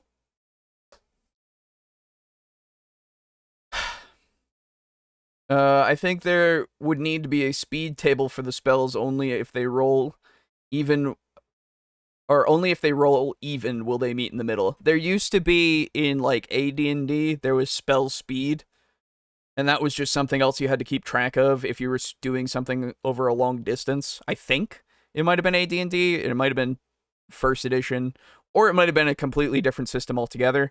I don't know. but speed was a thing, and that's just too much management. It's just annoying, really. At least in my mind. So I don't know. If you want to implement that, that's fine. If it makes it streamlined, but regardless, it's basically you're using a reaction, so I don't see why you can't just do it. But anyway, legitimately, you could just describe it cool. Just describe it as cool as you think it could be. So I don't know. Mentalist. I'm a scion. I have psionic powers, and I can get into people's minds. And maybe I want to mess with that person's mind and get in their mind. So as they're casting a fireball, the fire's swirling around them. I assault their mind and try and mess with them. Either way, that is all just flavor. You have to be able to have a spell that makes sense in whatever way you're describing, and that's going to be a thing at the table to kind of see if we're all on the same page about. I can't wait to see how many different stories about people, what spell countered what other spell. That's so cool. And it's also up to Dungeon Masters on how strict they want to be. I have certain extra rules, extra variant rules that Dungeon Masters can attach onto this, where they can have, it has to be certain schools or opposite schools of magic or certain types and all those different things. But in general, it is a very open, on purpose concept. So now the second requirement is that spell that you've chosen that makes sense that it could counter. It has to be within range of the person who's casting the spell, the target that they're casting the spell at, or some point between those two. So in order to spell duel that fireball that's being cast, I don't know, it's over there. For some reason, I'm picturing somebody right now casting a fireball from there to there. Yeah. Anyway, I would have to be able to, with my magic of the spell that I've chosen, I'd have to be able to target them or their target or some point between. And my 3 examples perfectly matched up to that. The Cone of Cold is a blast between the two of them. I got it. The Abjurative Shield is a shield between there, or I can mess with their mind psychically. But each of those examples could also shift around. I could have a Cone of Cold be I only can target my friends, and I blast out a Cone of Cold over my friends, and I'm not damaging them with my own Cone of Cold. I'm blasting the Cone of Cold above. But why not? It's a damaging spell. I mean, if you failed, I guess. You know, it's fine. And that's the same type concept. You get the idea. Now, so spellcasters have this reaction. Marshals have a reaction called an opportunity attack that only marshals can do. Spellcasters have a reaction called Spell Duel that only spellcasters can do. Yes, that's right. DC 20 separates that line down the middle between marshals and spellcasters. There's lots of beautiful duality, symmetry moments there as well. Sure. But you're not going to be able to just make quick opportunity attacks with weapons that you're highly trained with somehow as a spellcaster. Nope. You're going to be able to spell duel. Time out. Here with this whole DC 20 thing, we are taking everything to the next level. And one of those things includes the world, the campaign setting, and the sponsor of this video. World Anvil takes your world to the next level, and your campaign, your notes, the timelines, different things that you can organize and put in there. Share. World Anvil is fine. We're not sponsored, but I don't care. You can go into your thing. Okay, folks. Hope you remember your trig, because you're gonna need it for these spell duels. Well, so it makes sense enough of like, so here's the thing, right? With that example of Cone of Cold where he said, oh, I'll just do it on my friends and it'll be fine. It's like, well, I guess you could, right? Like, I don't know how his spells are flavored in his system. But, you know, it's fine. You can do it that way. There's nothing wrong with that. But the consistency is what I would expect from the Dungeon Master. I'm sorry, the GM at this point, because I assume they're not a Dungeon Master. The GM would have to then call it, and that would be the consistency, right? Because if you can utilize any spell for that is just a you can argue, basically, like, okay. You know, you're still utilizing a spell slot, basically, to do that. Or, sorry, you're utilizing your mana, I guess, to do that. And your reactions, so your action points, to do that. That's not an issue. There's nothing wrong with that. I just hope that it's consistent when the person running it has made a calling. That's the only thing that I can see being a problem. Think I would just try to block the spell instead of starting a beam fight? Yeah, you could. If you used your shielding spell, whatever that might be. So, yeah. With the players, keep to yourself, all of that stuff. And World Anvil is going to be where me and part of my team that's developing the campaign setting for DC20 is going to be working inside of. World Anvil really does have a lot of pieces to the puzzle of being able to flesh out an entire world. So me and my team are going to be playing inside of World Anvil, fleshing out the world and different parts of it, and really building it out to then turn it into a campaign setting. World Anvil is literally built for this. I think it does a great job of it, and that's why me and my team are going to be using it. And you can use it yourself too and explore around all the very intuitive layout of how they have everything organized, whether you're running a module or an entire homebrew world. I guarantee you, World Builder's just poking around on there, you'll stumble into something about, you know what, I never thought of that. So check out World Anvil, links down in the description, and thank you to World Anvil for sponsoring this video. All right, now back to the duels. So anyway, now that you've initiated a spell duel, how does that contest look like? Another little rule in DC20 that I think is very core to this being so epic and so possible is every time you cast the spell, you make a spell check. So when you cast Fireball in DC20, you make a spell check, and that spell check represents the fireball. The higher you roll on that fireball, the more damage it deals. In any type of, if you're mind controlling somebody, you make a spell check. I hate in Dungeons and Dragons how you, I'm gonna cast slow, and then you just say that. Like the player at the table's like, I'm gonna cast slow. They don't do anything. They just say, I'm gonna cast slow, or dominate person, or whatever. And then Dungeon Master makes a roll behind their screen, they say a number, and then you succeed or fail. And it feels real bad when they say like, oh, sorry, I got a 20 something or whatever, and you're like, okay. So then you. So ways to combat that: you upcast, because I think slow even has an upcast.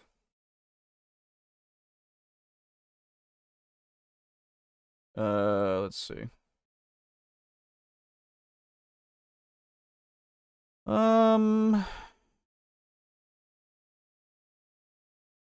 Nope, it doesn't. Okay. Hey, good for you. There you go. So, other ways to combat it then. Utilizing spells in a way that you are at least thinking tactically about if something can overcome it or not. If you utilize it on something like, if you have something with a Constitution saving throw, and they are quite a Constitution heavy kind of character or creature, well, you've already made the first mistake, but you were banking on hopefully having it work. Secondly, why is just saying it bad? Exactly. If they want to describe it in such a way, you can give them that opportunity by saying, okay, you're going to cast slow. What does that look like? You can also, yeah, there you go, Draco Kraken, require spell components or have players add flavor. Adding complexity doesn't always make the action more interesting. Exactly. You can describe for your part as the DM as to how it looks when they succeed against the spell. So, taking slow again for an example, the wizard casts slow on just another human being, sure. And the human being starts to feel that that effect taking place. You can see that they are starting to their movements are starting to become a little bit more jittery. You know, they're starting to become a little bit more out of sync with the world around them, and the it's like a growing kind of like effect that's going up their legs and kind of taking over their body slowly, and they clasp their hands and they start praying to their god. You start to hear the prayer to fucking Orcus. Why not? Start just saying in this abyssal language that hurts to hear, and you make out Orcus's name, and you see like a a power kind of glow over them and combat from their head and go down and kind of take away the effect that's happening to them. So it kind of breaks it and cracks it, and it shatters that slowing effect, right?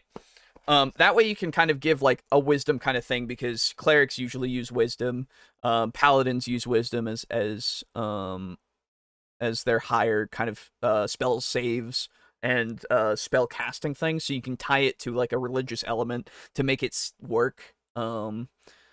So there's something, I don't know. Then you make it look cool in their brain, and then you give them an idea, potentially, that, ooh, wisdom might not be a great idea, because they can do that. Blah! I think my favorite flavor of resisting temporal magic is Magic the Gathering has an orc wizard who punches time until it breaks. That's fucking great. I love that. But, like, if we're just gonna put it on the player, why the fuck are we doing that? It's not just the player's thing to just describe things, or not describe things. You as the dungeon master can also do that. So, I don't know. You want it to be more epic, you want it to be something that encourages the other players to kind of describe what they're doing. Be the example and do that for them so they can feel more comfortable about doing this silly little thing of saying, woo, I'm going to throw a fireball and it's going to look like a big old salamander. You know? Something like that. You said words, they roll the secret dice, and then you didn't do anything. You didn't get to roll anything. So in DC 20, spell casting at its core, I could do a whole video on that too. I will. Spell casting, you always roll a d20. In some way, shape, or form, you're going to be rolling a d20 for however well your spell goes. If you're dominating a person, you're trying to mind control somebody, you're making a spell check versus their mental saving throw, their intelligence save, their charisma save, the mental save, right? And that's going to be a contest to see if you overpower them, right? There we go. So every spell in DC 20 has a spell check that the caster makes to do it. And you're going to be like, all right, I'm going to cast Fireball. I'm going to make my spell check. As soon as that spell check happens, someone can spell duel it, right? Why not? Also, you could just make it so that that's the case for Counterspell. They always have to roll. There's no, like, auto-save or auto-success. Just make it so they always have to roll. And if they get an 11, that does that does first-level spells. 12 is second-level spells, 13 is third-level spells, and so on and so forth, because that's how the spell kind of works already. You can just enforce that instead. Gives Time Punch a whole new meaning, true. So every spell becomes a spell attack? Yes. Every single one. Although, I assume it's gonna be, if you win by having a bigger number, then it goes through, instead of, I don't know. Instead of utilizing it and then they make the spell check, or the spell save DC only. That spell check that they make for their spell is what's coming into the whole spell. But what about the mana? I mean, I guess I'll get into it, but what can I put more mana into my thing, and does that affect my spell check from the beginning? For, like, the number of rounds that I can mind control or something? Or if I can win against a spell duel, quote unquote? Or is it literally just damage and time, I guess, for effects that aren't damaging? So if they had a weak spell cast and they only got like a 13 on their spell check, all right, it's going to be easy to counter because it's also a weak cast of the spell. But if they rolled like a 20 something, oh my gosh, this really big fireball's coming at us. Oh no, you better stop it and see what happens. Now, you have to initiate a spell duel once they say the roll, but before they say the number. And the same type of rule is true all the time when it comes to shielding type things and all those reactionary things. So you want to do a spell duel, you are comparing your spell duel to their spell duel. So from the perspective of the spell dueler, you see that fireball going off, you want to spell duel it, right? You want to try and stop them. If you succeed, their spell stops and fizzles and is done. If they succeed, you were not able to, their fireball melted straight through the ice you were blasting off. They were able to fight you off. They were able to blast through whatever things. and their spell goes off as planned. You still spent those 2 action points and mana to be able to do this spell duel. Ah, dang it. But if you had succeeded, you would have spent 2 action points and the mana, and they would have now wasted their action points that they put into the spell. And That's like the same thing as how a counterspell works, except the only difference here is that if it is 3rd or lower as a spell level, then it gets auto-cancelled. That's the only difference. You're still spending a spell slot. You're still using that reaction, which is pretty crucial if you have shield, at least. But you also can't do an attack of opportunity. Anything else that might require a reaction, you can't do. And again, that spell slot means if it's not been your turn already, unless it goes by turn for casting spells in the sense of like resetting if you can utilize another spell, then you can't. I gotta check in that. Hold on, let me get my. Where's my HP? Oh, I don't know where my player's handbook is. Wait a minute. Everything in this shelf over here, but I don't know. Player's handbook is not there. That's weird. Let me, I have a copy on here, I think. I did move it. I did, fill my computer with a bunch of things, so let me just make sure. TTRPG stuff.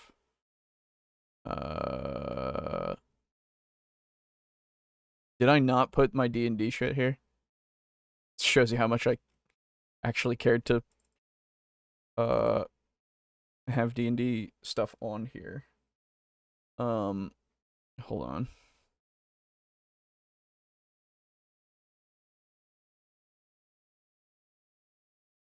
Boo is here. Hold on a moment.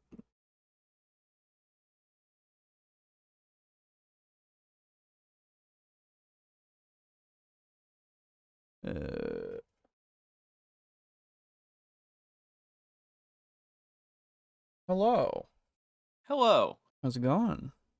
Good. How about you? I am doing okay. That is good. Yes. Hold on. Where are all of my things? There they are. Okay. All right. You have missed the first video, which was pretty much nothing, but a guide with a clickbaity title that we basically just kind of skimmed through and then moved on from. Okay. Because it was literally just, oh, this is a bard. Nice. Yeah. Unfortunately. And now we're on stop using Counterspell, and he's advocating his spell dueling system that he's made for his personal game that he's created, which is fair enough, but basically I've come to the revelation that, you know, that fucking argument that's always, that he even did in this one, that argument of the Counterspell creates a daisy chain of counterspells, right? Mm-hmm. So that's not really possible in a lot of cases, because it predicates a few things. You have to have, on both sides, at least a multitude of spellcasters. Yes. You have to. And then, as that is the case, all of them have to have taken Counterspell. Yes. And then the person, or sorry, the antagonist, who is the big bad probably at this point, utilizes their spell. The player utilizes their Counterspell. Then a different caster has to then utilize their Counterspell, and then another different caster on the player's side has to utilize their Counterspell, which is possible, but incredibly unlikely. Yeah. In so many different ways, because otherwise you have the big bad and potentially two players with Counterspell, and the big bad does his thing, gets counterspelled, can't do another slot spell, because that's how the rules are. Yes. So we're assuming many different variables. Yeah, we really are. Which I feel like is perpetuating this lie. Yeah, no, it totally is. So I've Because, come like, to that realization. It's honestly, it reminds me of Deny the Witch in 40K, or spell denial in Age of Sigmar. It's the same thing. Where, oh man, I'm casting my spell. One, do you try to deny it? Exactly. Because most casters only have one. And two, do you do it at all? And then again, it's are we literally looking at wizard in a hallway? You know, like No. there's No. a few things. What you would do if you want to make this daisy chain is be a wizard with the counterspell, and then when you have the time to create them, make scrolls of counterspell and pass them out. Yeah, you can't utilize a scroll as a reaction though, I don't think. Oh, okay, never mind. Now that I'm thinking about it, I don't know if they just utilize them as the same as how the spell is. Let me check actually. Scroll. Oh, that's a good question, actually. Yeah, I actually. Once the spell is cast, blah blah blah.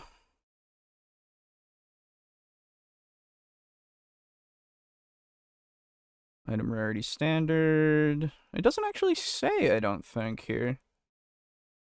But you do have to make a spell check, so it's actually more risky to do spells as that way. Interestingly enough. But that was the other idea that I had of, like, if you really don't like how counterspell works, just utilize it's a roll every time, not just a third and under or whatever. Yeah. Which would then get rid of the need to ever cast it at a higher level, but at that point it's like, okay, sure. Yeah. But you could still do that at a higher level just to continue to use it if you really needed to, so it's not that bad. Like, for me, counterspell is less a thing I would use in combat and more so a thing I would use as more so like a trap. Oh, sure. Because there are ways you can set up counter spells to go off on specific circumstances. Yeah. Where a really great example, and it's done by I don't remember what his name is. Is it Archlich? I don't know. It's on YouTube. A guy named Archie. He goes by Archie the Archlich. Okay. And he does videos where he's like, oh man, this is how I would use blank, and this is how I would make it better, and like how to run blank like a Chad. Sure. Run Lich like Chad. There we go. Yeah, no, okay, it's just Archlich. And the picture for anybody who's interested is a skeleton with a crown and shades on. But basically what he does is he goes through how to make a real, like, challenging to kill Lich as a final boss. Sure. And it's like, oh man, I'm going to put his phylactery is going to be in a pocket dimension that only he can access. And if the players can get access, there are like a ton of glyphs of warding that's like Cloud Kill and Fireball and all this shit that goes off. And if the players attempt to cast a spell, then he's got glyphs of Counterspell. Sure. And makes it fucking insane. So that is how I would use Counterspell. I would make it into these glyphs that essentially prevent players from doing stuff. Yeah. I mean, that's fair. You're taking away resources, right? Like, that's just weakening them for future encounters, right? Yes. Which that's kind of the point of it a lot of the time. And the point of it for the players to utilize is they've prepped so that they can deal with casters. So it's not a problem if they're utilizing it against the casters that they have prepped it for. Exactly. Right. So we don't need to cry about it so hard. But yeah, this is literally just Counterspell, but more steps. So basically, the only difference here is you have the ability to argue certain spells or whatever spells to counter whatever spells are being used against you. So, using a shield spell to counter a fireball for a group or something, right? Like, I don't know how the specific magical things are in his system, because he hasn't really gone into depth about that. He's just been using D&D terminology. To just kind of give you the basic idea, but like a cone of cold to stop a fireball if you're in the middle or nearby or something. Which that certainly does give a lot of interesting interactions to spells, and it kind of makes it feel a little bit more like Baldur's Gate or Divinity. Sure. But I think if you have a system like that, then you need to change how spells, like what they cost. He has action points, and only casters can do spell duels, and he has a mana system instead of spell slots. So he has changed quite a bit. So it's at least something that I assume works with the system. The biggest argument that I've heard so far in favor of it is making things look more epic, being more epic, which I'm like, oh, geez. So you could just describe things real good, and I've given a couple of examples, and it's just, even with Counterspell, you can describe it real fucking sweet. So just, it's weird because he's given some examples of, the player uses slow, and they say, I use slow, and then the DM rolls their secret roll and then says, sorry, it didn't work. And I'm like, okay, you've assumed a couple of things here. Yeah, right? Come on. And again, it's like, if you are the actual DM, you can give that example of describing how they counter it, quote unquote, or go over the spell save. And so making it kind of cool, and also tell them maybe information about, that was like a wisdom saving throw, and they're actually pretty good at that. But not saying that out loud, right? You're just giving them clues. You can imply it by its occurrence. Exactly. So, so far I'm just like, yeah, your system seems just like Counterspell, but with more steps. But okay. Yeah. Because he makes it so that it's always a contested roll. Which I'm like, okay, that's fine. If it works for your system, it works. But like, it's not better necessarily. It's just what you prefer. Yeah. Because again, Counterspell is not a problem because you as a dungeon master are aware of the fact that they have taken Counterspell more than likely, so you can prepare. Anyway, really doesn't add much. Yes. So he is just creating a new system, which is genuinely cool. But the impetus for him creating this new system seems very, I hate Counterspell, but like DBZ, so that's why we need a new system. Lol. Yes, exactly. Very weird. Absolutely. Yeah. Timothy says, hi, boo. Hello. There you go. All right. Mana points they put into the spell. But again, it's the same risk and the same 4 action points versus 4 action points, or however many the enemy has, whatever. You get the idea. It's action points traded and mana point traded, and it's fair. Now, the one little topic of mana is in that spell check. Whenever you compare spell checks, you gain a bonus on your spell check equal to the mana that you put into it, right? So if somebody's casting a spell and they spent 3 mana on it, they're getting a +3 on top of the stuff they already get for their spell check. And when you choose the counterspell, not counterspell, you're spell dueling. When you choose the spell duel, it's funny because it's exactly what it is, except you have to call it something else just to make sure. Yeah, right. Come on now. You are using a spell to counter another spell, but it's not Counterspell. Counterspell, I promise you. Yeah, no, that's cringe. Who does that? Oh. Why would you even count spells? I don't understand. And you see them casting a big spell, you get a moment to choose. You're always spending 2 action points as a reaction, so you're spending those 2 action points, and you get to choose how much mana you want to spend on it. Now, every character has a mana spend limit that you can only spend a certain amount of mana, depending on the level of your character. That's a whole nother topic. But you could choose to spend, I'm going to spend 3 on this one. So a level 10 player can cast up to 5 mana in a spell. It's always half your level, right? So you can cast 5 mana. This is the first that I've heard of it, so yeah, okay, yeah. Yeah, okay, sure. Yeah, I would love for you to have given me more information beforehand, but yeah. Thank you for at least No. giving me the information now so I can be more informed on my decisions. Absolutely. Fuck. Like, I get it. You're Maybe only that may have been in another video where he's like fully explaining it. But this was part of a. This is a video before the system was even released. So I don't even know if he's gone into it at all before this or not. But regardless, you shouldn't have to necessarily watch a whole other video beforehand to understand these things, right? I just want you just need to give me the information that's relevant to me if it's relevant for your point right now in this video. So, but it's fine. It's fine. It's fine.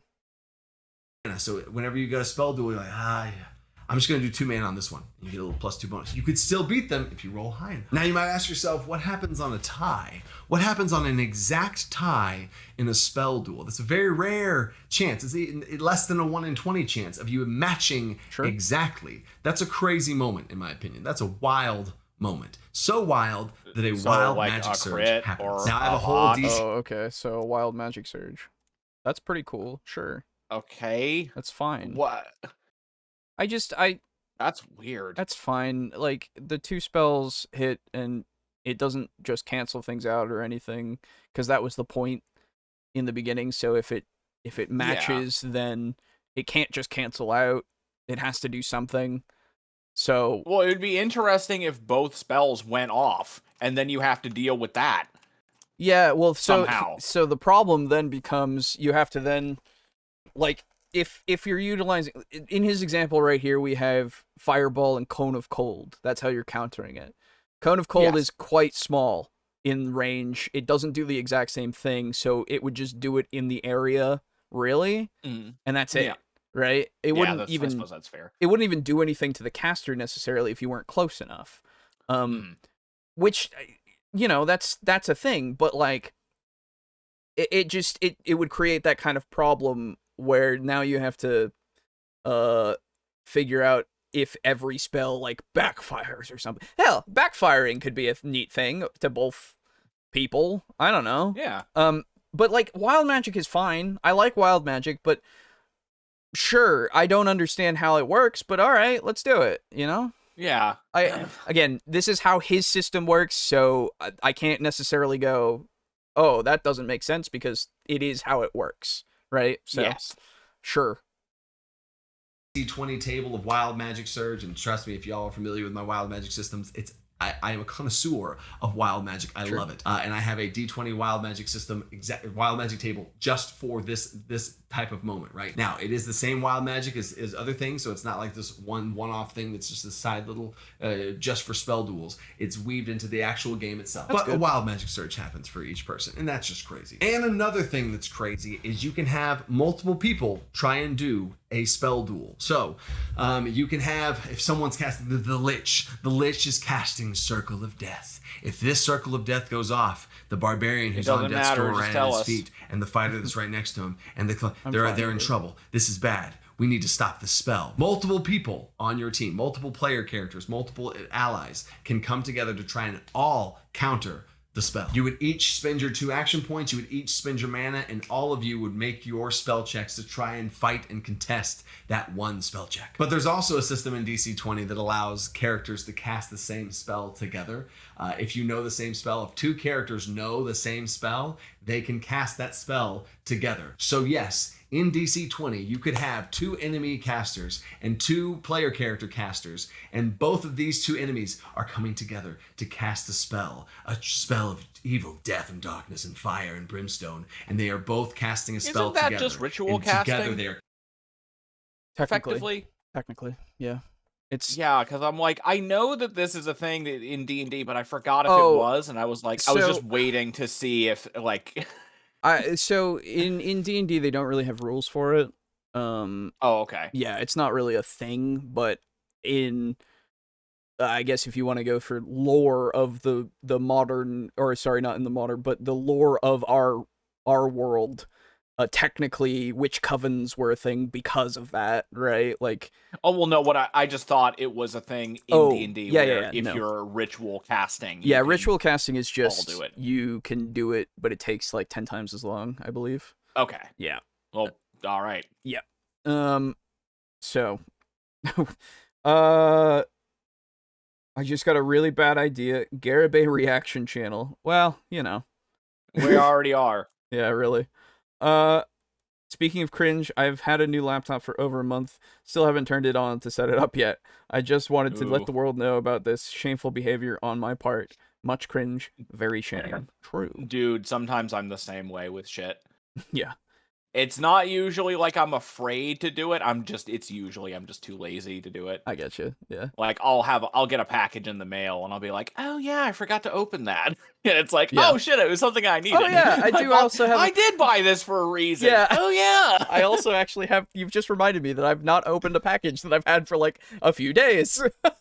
Yep, like I was that way with like a box of Tyranid Warriors. And I'm opening it and I'm like, what the fuck is this?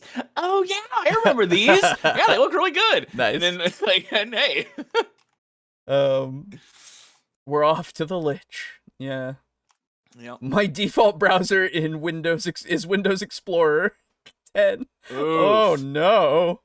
I'm sorry.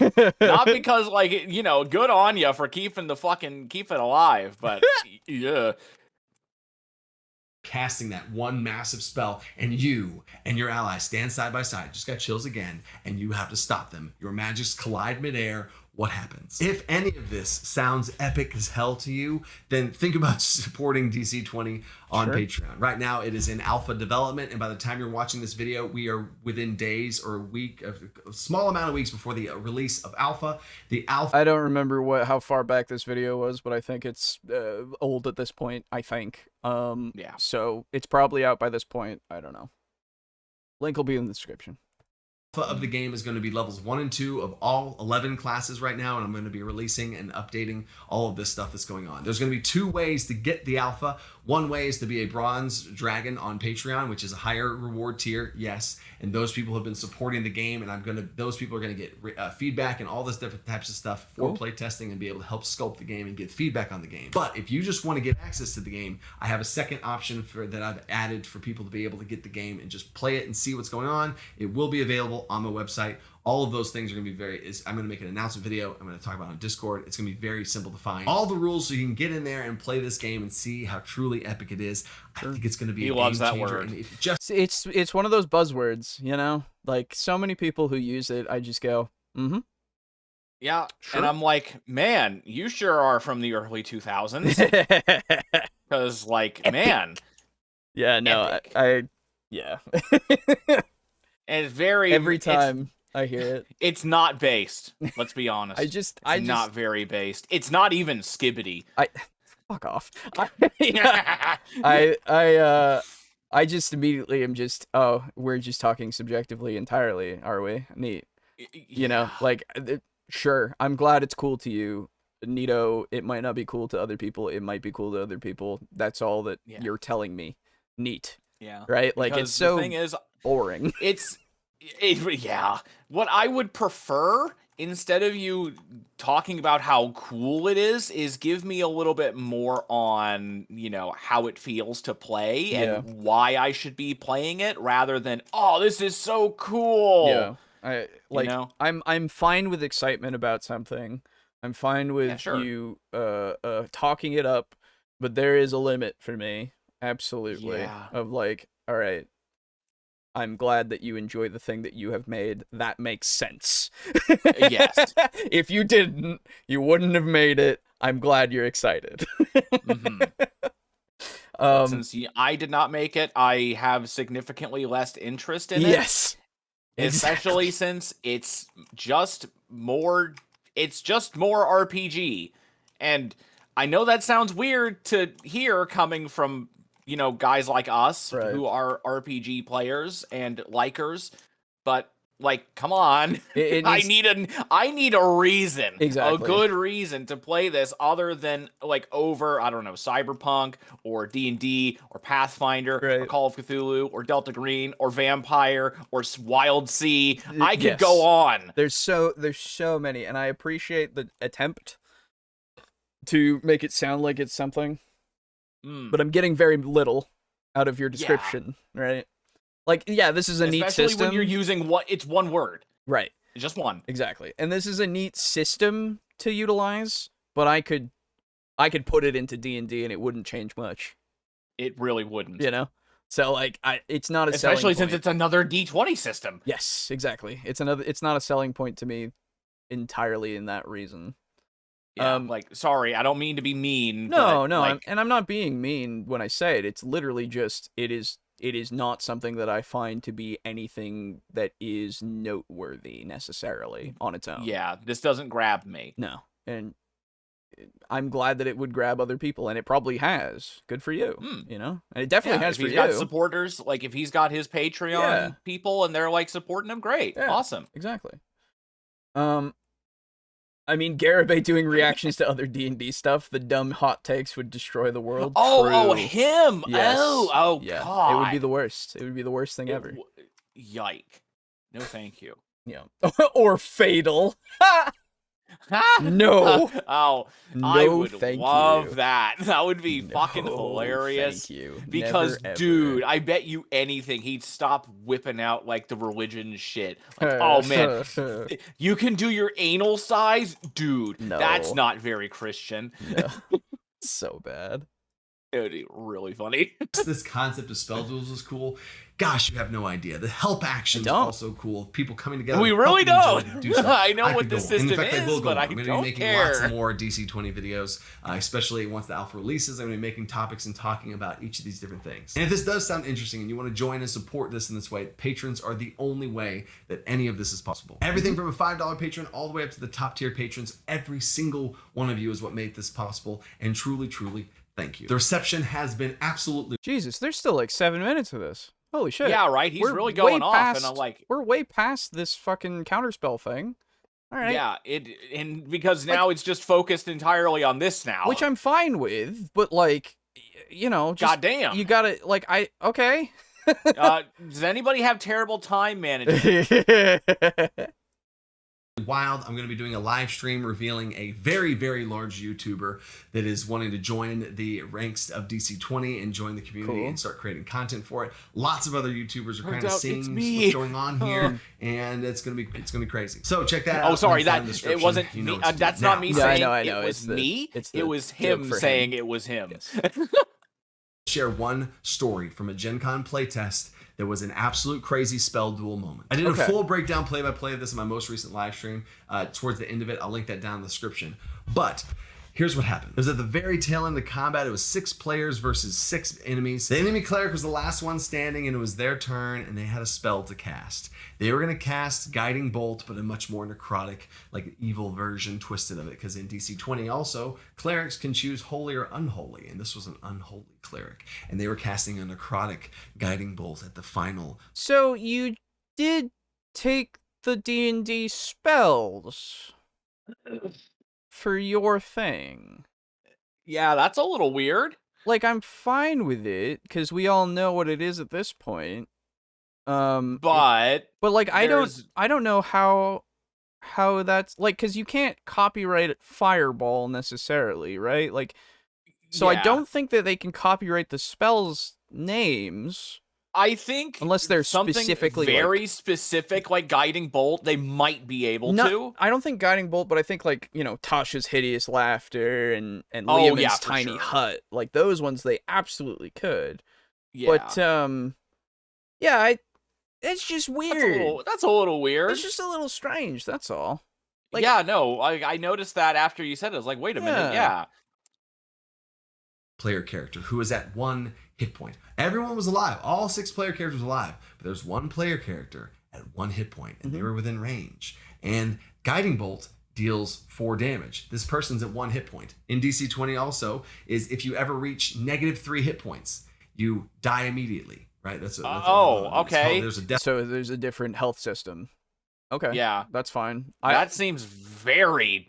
I would imagine in a D&D style game, that sounds very punishing. Well, I would imagine that things go high for health and low for, you know, damage, and I don't know. It really just depends. I don't have any context, so it really means nothing to me at this point, other than the guy's gonna die. Okay.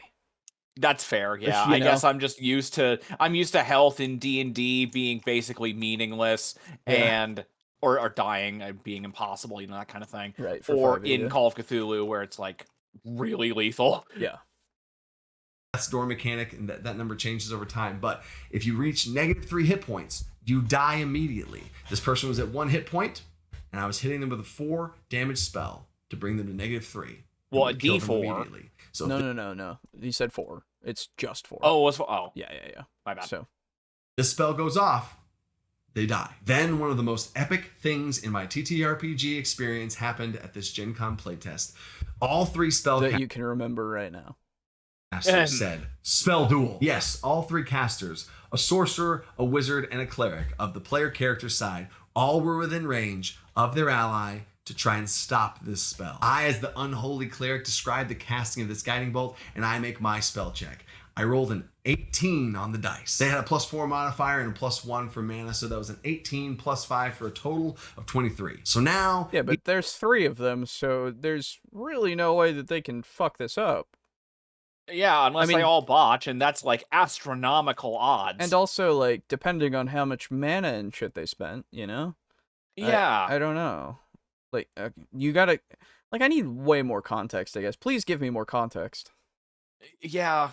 Each of those 3 player characters had to make a 23. They had to beat a 23 to be able to save their friend. So one at a time, we went through each player as they described what spell they were casting That doesn't to make try and any stop sense. this magic from killing their friend. Well, Wizard so it's literally just bigger number, better So they're spell. all just making an individual attempt. They're Yeah. not even all combining. No, what the hell? What's it all gets combined together at the end. I No, he assume. just said all 3 of them need to beat a 23 each. In order to do it, they have to beat a 23. Oh, Yeah. that doesn't make Unless sense. I'm misunderstanding what he Yeah, means. Let me listen to that again. I rolled an 18 on the dice. They had a +4 modifier and a +1 for mana, so that was an 18 +5 for a total of 23. So now each of those 3 player characters had to make a 23. They had to beat a 23. Yeah, to be able to each save of those their friend. players. So one at a time. Yeah. Hold on. We went through each player as they described what spell they were casting to try and stop this magic from killing their friend. Wizard was first up and described as some sort of abjurative barrier around their friend. Made their spell check, 7 on the dice.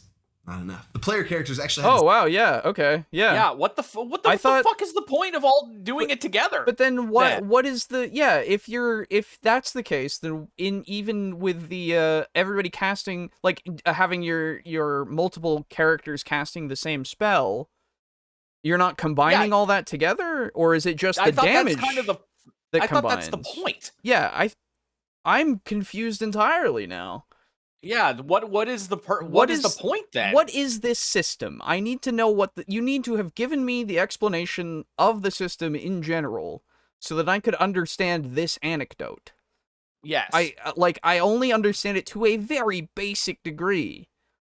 But now and the problem is we're getting fucking information wrong because of how you're describing it. yeah, I don't know. Because we assume that it's all like I think most people would assume, rightfully so, that if you're all doing it together, you would kind of combine some of your results together. Yeah, exactly. So That's the point of doing things collectively. and I assume if it's not that it's not all put together like numerically for your check, then I would assume it's for damage, but then what does that matter for somebody who is countering it?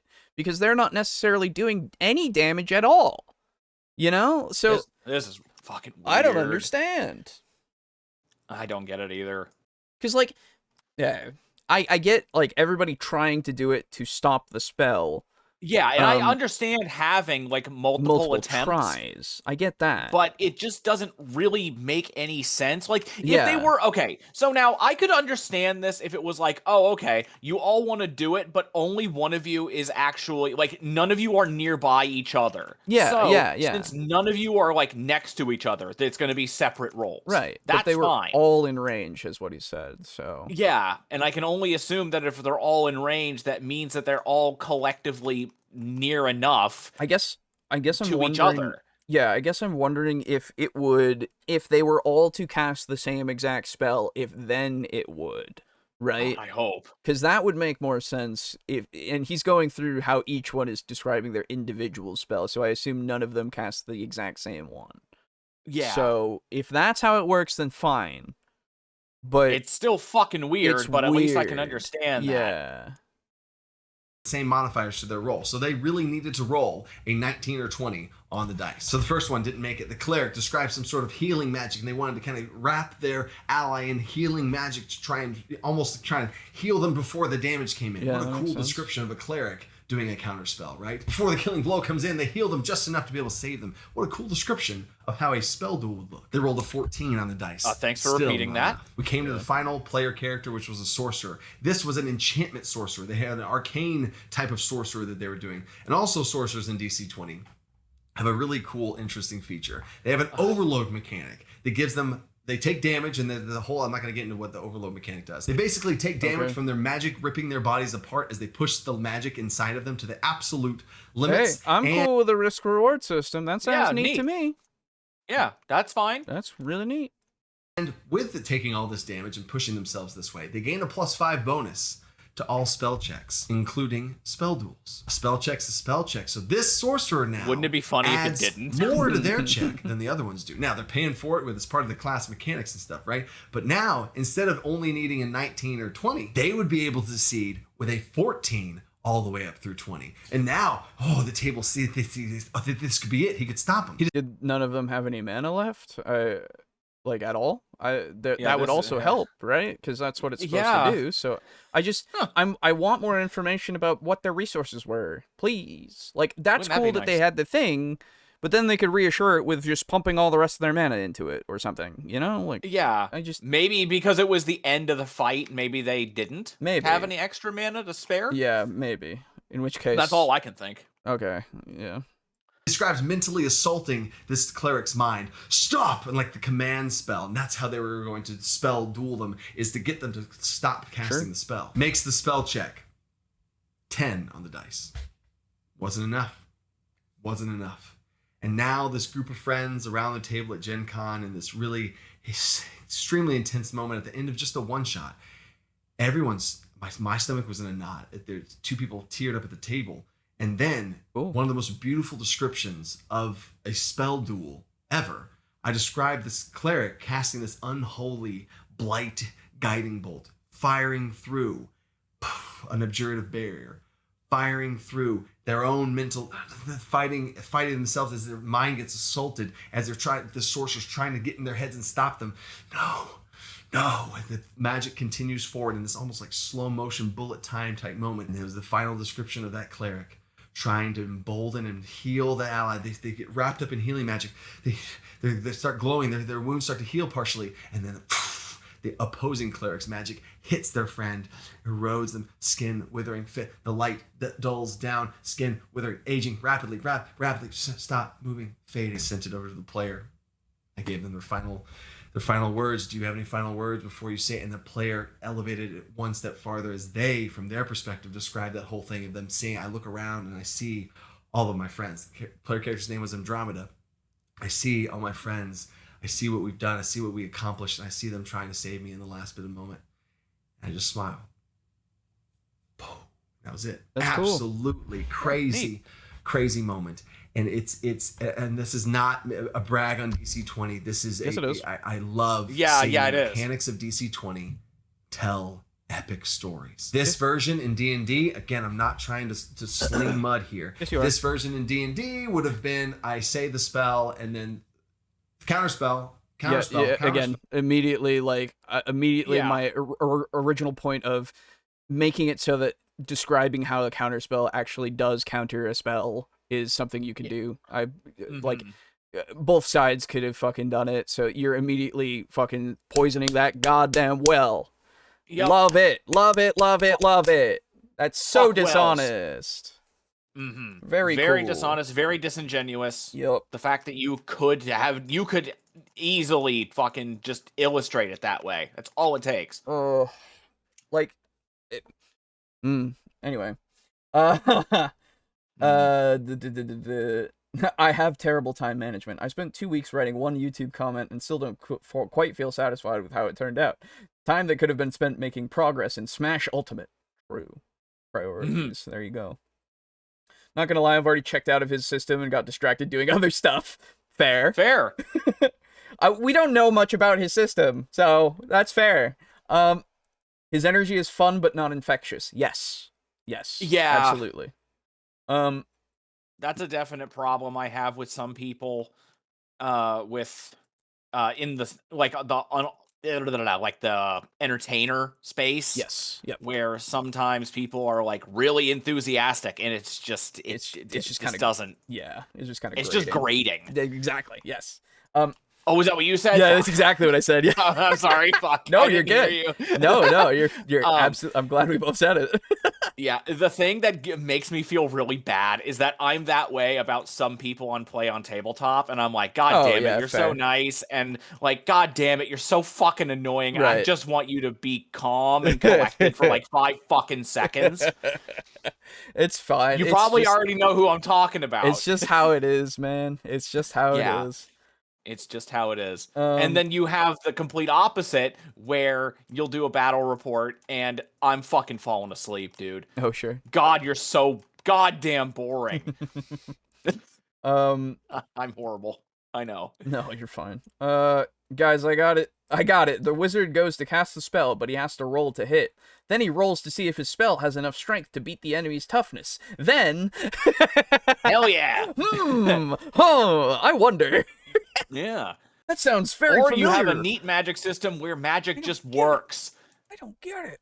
Make it hard to cast, but make it just work. Well, so it's also like, I also, like with how Dungeon Crawl Classic has their magic system of it'll work, it's just it might not be exactly as you intend it because magic's weird and it's hard to control, you know? Mm-hmm. So like you get some side effects, or it doesn't necessarily do exactly the most amount of damage, or you know, I like interesting magic systems, but I'm also fine with how D&D does their magic system entirely because it works. Yeah, there's a It reason works why it's been just around for fine. what, 40 fucking years at this point? Yeah, exactly. It's crazy. Yeah. Anyway. Yeah. I'm just singing Aspen Hotel songs in my mind as I listen. Fair.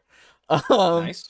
I feel simultaneously called out for being both too chaotic and too boring. These are the mind goblins of our lives. Yes, exactly. I apologize, but You're fine. God damn it. Pick one. Pick one and be better at it. That's all I need. Well, and then they would have made checks, and they would have made it or not, and then even the description at the end would have been like, oh, nothing. It would not have been the visual It could have been. display. It that absolutely could have been had you given it the time of day. Yep. Like like everything, sys- it is My exactly system is as so much. better though. You Yeah. Oh, guys. I know. Oh, yeah. Like again, My not to. system, not my descriptive ability. No, My system. the system is so much better because it's built in. It's like, oh, so all the built-in stuff for D&D is just there because is what you're Yeah, telling me? Oh, okay.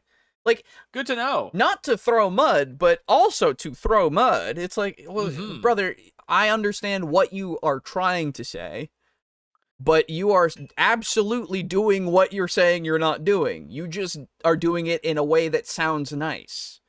Because you're not trying to be, like, super negative about it. I get that. Yeah. You're trying to downplay it, but you're also But- absolutely not giving it the respect that you could. Mhm. Because it is so simple. Again, fucking the fireball. The fireball is coming at you from Dark Wizard TM, and Dark Wizard TM is swirling his fucking fireball. It launches itself. It TM. looks like a dragon TM, and There we go. and the Door Wizard counterspells TM. and starts to PM. TM starts to connect astral looking points inside of the fireball as he's tracing out the fucking actual like dragon constellation inside of the dragon's the draconic looking fireball, and as it's about to hit, he finishes the thing and it dissipates up into the air harmlessly. Which is pretty fucking cool, I'm not gonna lie. Thank 'cause you. I could actually visualize that. Yeah. Visualize. So fucking easily, you could absolutely fucking do something like that. But you should play D20 though. It takes it takes no time. It takes no effort, really, at the end of the It really day. doesn't. Especially for somebody of your caliber who has been playing this for a good long time and has created their own system. I believe that you are creative enough to describe any spell creatively. That's a very good point. If you're able to create your own system, you do not have trouble with creative descriptions of spells in situations. That's not hard. So, like, you are just absolutely being myopic about this. You're myopic manatee. So, fucking stop it. Just stop. Yeah. Nah, Counterspell is too strong. We need to remove it. Exactly. That's ultimately the point. Counterspell is too strong, and it's also too boring because everybody has it when they actually all do take it, which is very rare. Yes, exactly. Because I would kind of really prefer to just have spells that aren't predicated entirely on, I don't want this to happen. Yeah. It literally takes spells that make sense for my character instead of min-maxing it, because we're assuming that everybody min-maxes. Because Counterspell is really good. Don't get me wrong. If you are min-maxing, it is an auto pick. Yes, it is the auto include, and I'm a Tyrannid player. I don't like auto include Hive Guard. Exactly. He should have just sucked having to bring those motherfuckers every time. He should have just made another video for his system. Oh, he probably has. That's the thing. But this was before that. I would be stunned if he didn't. Yeah, so moment was, and in that moment, that was crazy. It was crazy. I keep getting moments like that from this DC20 thing. I keep getting more and more excited, and I can't wait to share it with you guys. So stay tuned. Good for you. Let me know what y'all think, and I can't wait to show y'all the next one. I'm gonna keep revealing these rules in these videos, and you can check out. I will probably update the description of this video as well to keep always the link to the alpha in the description as well. So anyway, stay creative. Whew, I think I set the box. Thanks. Oh, what a horrible thing for you to say when you're saying that doing a counterspell is something that is uncreative and it's just a roll and stuff. Like, brother, you know how spellcasting can be some of the most creative fucking, like, narrative things that you can do. You know for a fact, and you know that there's a possibility in every situation to just describe things in such a cool fucking way. Every situation. Doesn't even have to be just spellcasting. You can think of it. You're doing it, you know? Like, oh. Yeah. All these counterspell videos are bad. Themselves. Fucking hell. Homebrew is fun, but no one will use it if it doesn't have a purpose or fix an agreed issue. Yes. Exactly. Wait, that means he hadn't. I'm gonna keep revealing these rules in future vids. He just piecemealed it throughout videos. Yeah, but I assume as it went on, he probably, once it was more official, he probably put out something. I'll check. You know what? I'll do my due diligence here. I will check, and we will have this be settled once and for all. I promise. Dungeon Coach. It was called DC20. So we'll go for that. He has a full playlist here. He has a Q&A. If I look in this full playlist, there's 96 goddamn videos. Big update for Alpha 0.5. What's the most recent actual? It's here. DC20 Quick Kickstarter is live. There you go. That was 11 days ago. Okay, so it's not out yet. Okay. But the actual Kickstarter will probably have a bunch of information, and he's got so many videos on this. Holy shit! When did this one come out? Let's find out. I don't actually know. I'll search through this whole fucking list. No, you know what? That's stupid. DC20 Counterspell. Counterspell. It was 8 months ago, was this video. Oh, so, my God. Not too long ago, actually. Interesting. called it. Yeah, actually, Pizza Funk did call it. So yeah, he did piecemeal it a bit, but I mean, it's fine. He's very excited about it, and he wanted to reveal it step by step by step, and that's fine. That is a way to do it. There's nothing wrong with that. It's just that this video is fucking horrible. It's not horrible. Don't get me. I won't be that mean about it. It is bad. Yeah, it is bad. It's not bad. terrible. Yes. It's just that he has this predicated on an assumption that we cannot agree with because Counterspell is something that is not that big of an issue, and it just keeps being that perpetuated thing, just like how 4E is apparently the worst thing ever. And it's not.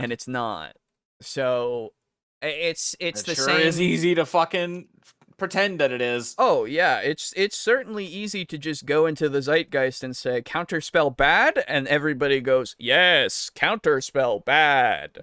And then you have to worry about it. Yeah. I was hoping he didn't. It's funny if people had to watch all of these videos just to learn the system. Yeah, that would be really funny. Fuck. Horrible, more unnecessary. No, so I wouldn't say that either, because it's necessary to understand and advertise. Yes. That's what it is. That's the problem. So it's just bad because he is absolutely misrepresenting how Counterspell can be played with. And thus propping up his system because of it. So it's bad. Anyway, those are the videos. Because the first one really didn't have much, unfortunately, but this one had quite a bit.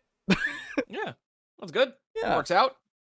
Oh, I meant his fix is unnecessary. Yes, it is. Yes, I agree. Absolutely, I it agree.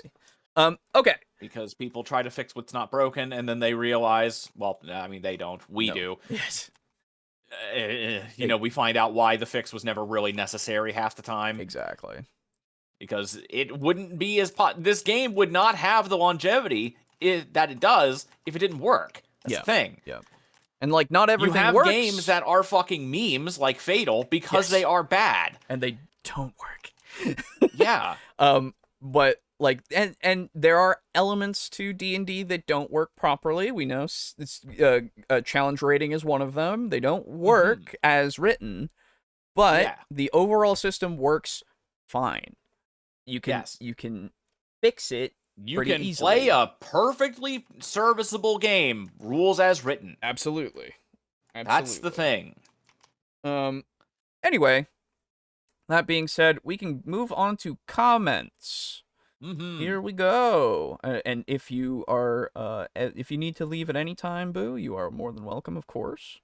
I'm good to hang out. Alrighty. Where are my? There they are. Okay.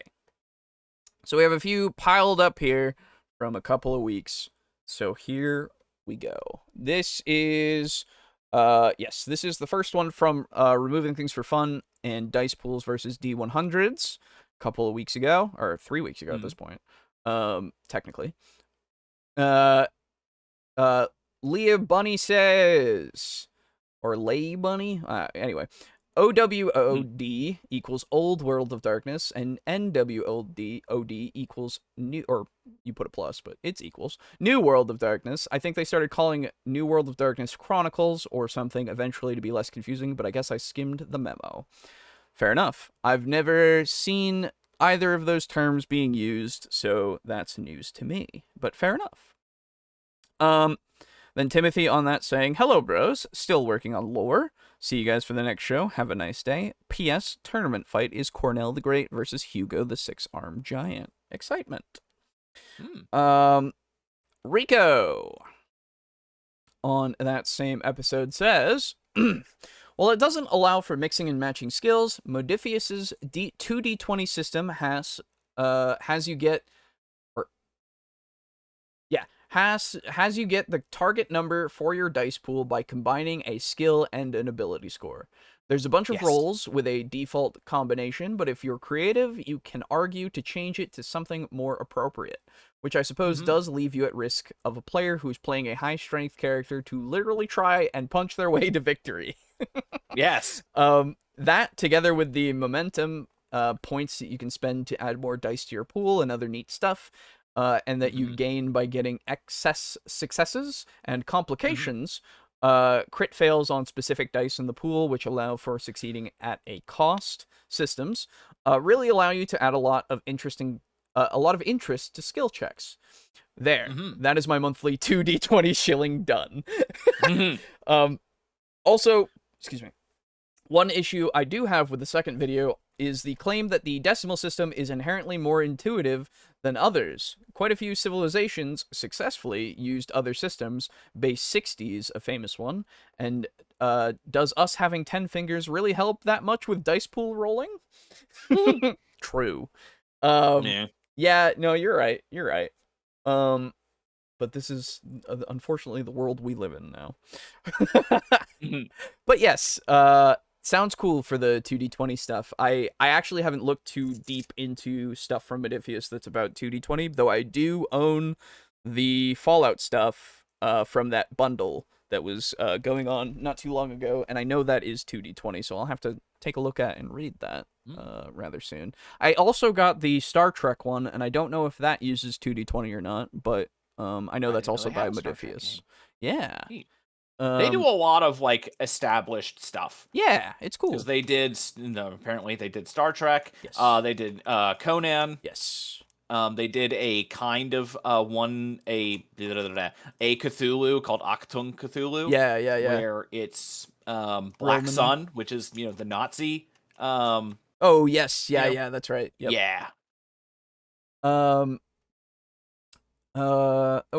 Alright, for my comment that got posted today, I want to say that I was probably fighting mind goblins more than anything, but also trying to communicate openly and honestly, which is probably the best thing to fight mind goblins with, but I still hope nothing I say turns out to be upsetting, which I probably don't have any reason to expect it to, other than mind goblins.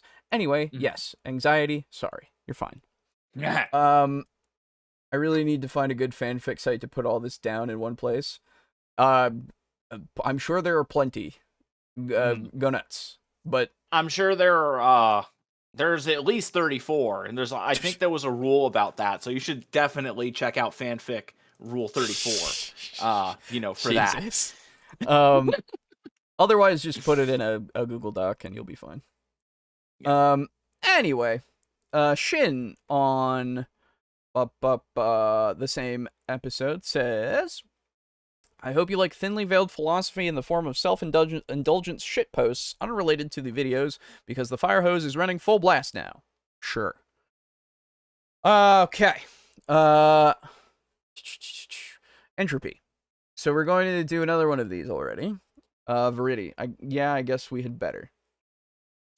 Entropy. I saw you get into chat with the humans throwing that word tulpa around. Verity. Yeah, I don't know, I guess. At least that's a framework that makes sense. All that matters is that we like the way we are. It just works. Trying to explain it might be a mistake. Entropy. Well, don't beat yourself up over it, Verity. We all have our missteps. There are many more of them to go. Verity. Hey, why are you being so supportive now? You're supposed to rake me over the coals about everything. Entropy. You've done enough of that to yourself lately, and I don't even understand why. Verity. I guess neither of us is doing our jobs this week. Entropy, shots fired. Verity, give me one last war to set me free or destroy me, by which I mean, let's put this thing to rest so we don't have to keep bringing it up every single time we do this. Chara, yes, cosmic wars, inner wars, wars all around, let's go. Entropy, this coming from the nature goddess who won't protect nature anymore. Verity, why can't we move past this? Why are you trying so hard to justify my past? Chara, didn't you guess my name? I'll do anything to break down humanity's sense of self-importance. Entropy. You'll always be Verity. Wrath was always a huge part of who you were before, practically your foundation. Can you really abandon that and not betray yourself? Verity. I'm just trying to move on to a better path. Chara, is that what you're doing, or is it just another thing you've scuffed? Getting drawn into human-centric morality because a few humans decided they needed some revenge on you for bruising their egos. You're really letting humanity dominate you there, Miss Nature. Is it a better path, or are you just staying down? Verity, that one stings. Entropy, you know we don't represent wrong, we represent cold, calculated realism. Chara, greatest utility. You know that humans do more harm than good to nature, if they even do any good. Verity, I know they disrupt natural ecosystems and don't really contribute anything. All take and no give. Chara, that's called a parasite. If they only hurt and don't help, why keep them? Entropy, you know that the character of Verity was conceived as an admission of humanity's flaws. These fanfic writers who make you into a purely evil villain have missed the point. Now, Verity, come on here. We both know this only has one writer. Fanfic writers. Verity. Well, this was in reference to before there was another, like, looking at other fanfics, because there are other fanfics. Oh, okay, that makes sense. Yes. Verity, I went straight into solving my problems by destroying it. Charas, and so do those writers. You weren't fighting over who should have power, but which concept of goodwill would prevail.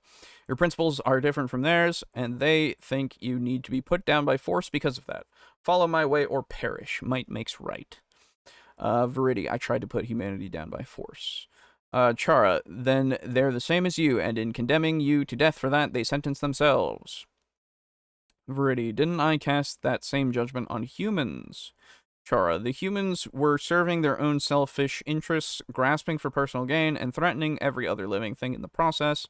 Threatening the domain that you are responsible for protecting, they don't have a leg to stand on. Verity, they're just trying to put themselves in the best position to survive. Just like everything else. Chara, everything tries to survive, but a wolf can't complain if it gets gored by a bull. Verity, okay, maybe I could be justified. Chara, you think? I wonder what would happen if the humans asked a purely logical AI to preserve the Earth's biosphere. Verity, right, so it's logical. Heartless but logical, but I should still have some mercy. Chara, should you? Is it required of you? Does humanity get to dictate all the terms? They get to put themselves above nature itself and tell you how you're allowed to deal with them? Put themselves above consequences? Verity, okay, maybe it's not even required, but I can have a heart. Chara, have a heart so you feel those warm fuzzies instead of protecting the life that depends on you? I could protect nature from humanity without destroying them. Destruction was just the simplest answer, lowest effort. Chara, so what would you do? Ask them nicely to please be kind to the planet? Verity, no, they'll do whatever they think benefits them the most.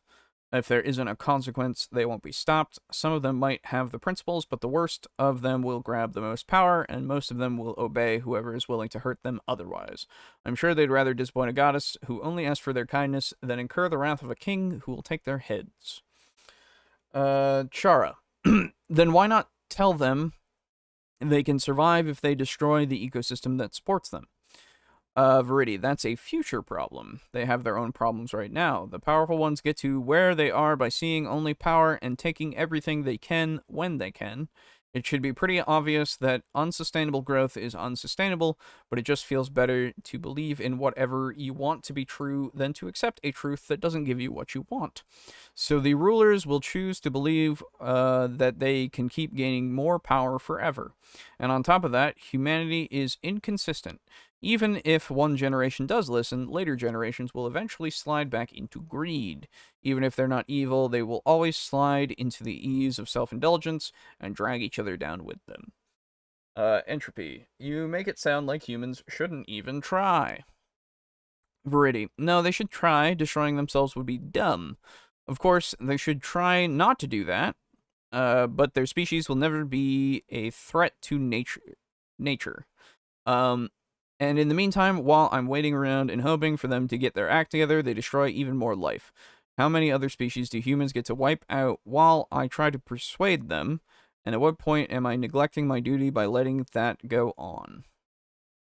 Chara, then use force to restrain them, but don't wipe them out. Impose restrictions on where they can go and what they can do. Let them have enough space to survive and satisfy themselves, but keep the rest of the world for yourself, and forbid them from entering it.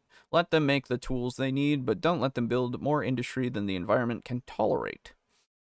Verity, ignoring the fact that Politana would probably intervene against me at that point, that's like offering some of my children to a dragon so it doesn't devour them all. Chara, wouldn't humans kill a dragon if it demanded that kind of tribute? Verity, this is long. Indeed. As long, and it's also, that's a very good, it's an interesting question. Mm-hmm. Because I can totally see that happening as a story. Mm-hmm. Verity, indeed, but back to the point, humans exist all over the world already. I would have to choose which places to take back, and which people to drive out of their homes. How do I choose who lives and who dies when they're all the same? I'd be imposing my own judgment on which cultures are worthy of survival and which ones should be destroyed. If I don't want them to develop too much industry, I'll have to punish them whenever they do. That's domination. That will corrupt me. I'll be a tyrant, and they'll only suffer under my heel. Entropy. So what you're saying is, instead of a Dark Lord, they'll have a queen. Verity. Yup. Beautiful and terrible as the dawn, tempestuous as the sea, and stronger than the foundations of the earth. Entropy. That's you already. Verity. Shut. Chara. Right, so you can't depend on their good nature or good sense, and you can't dominate them.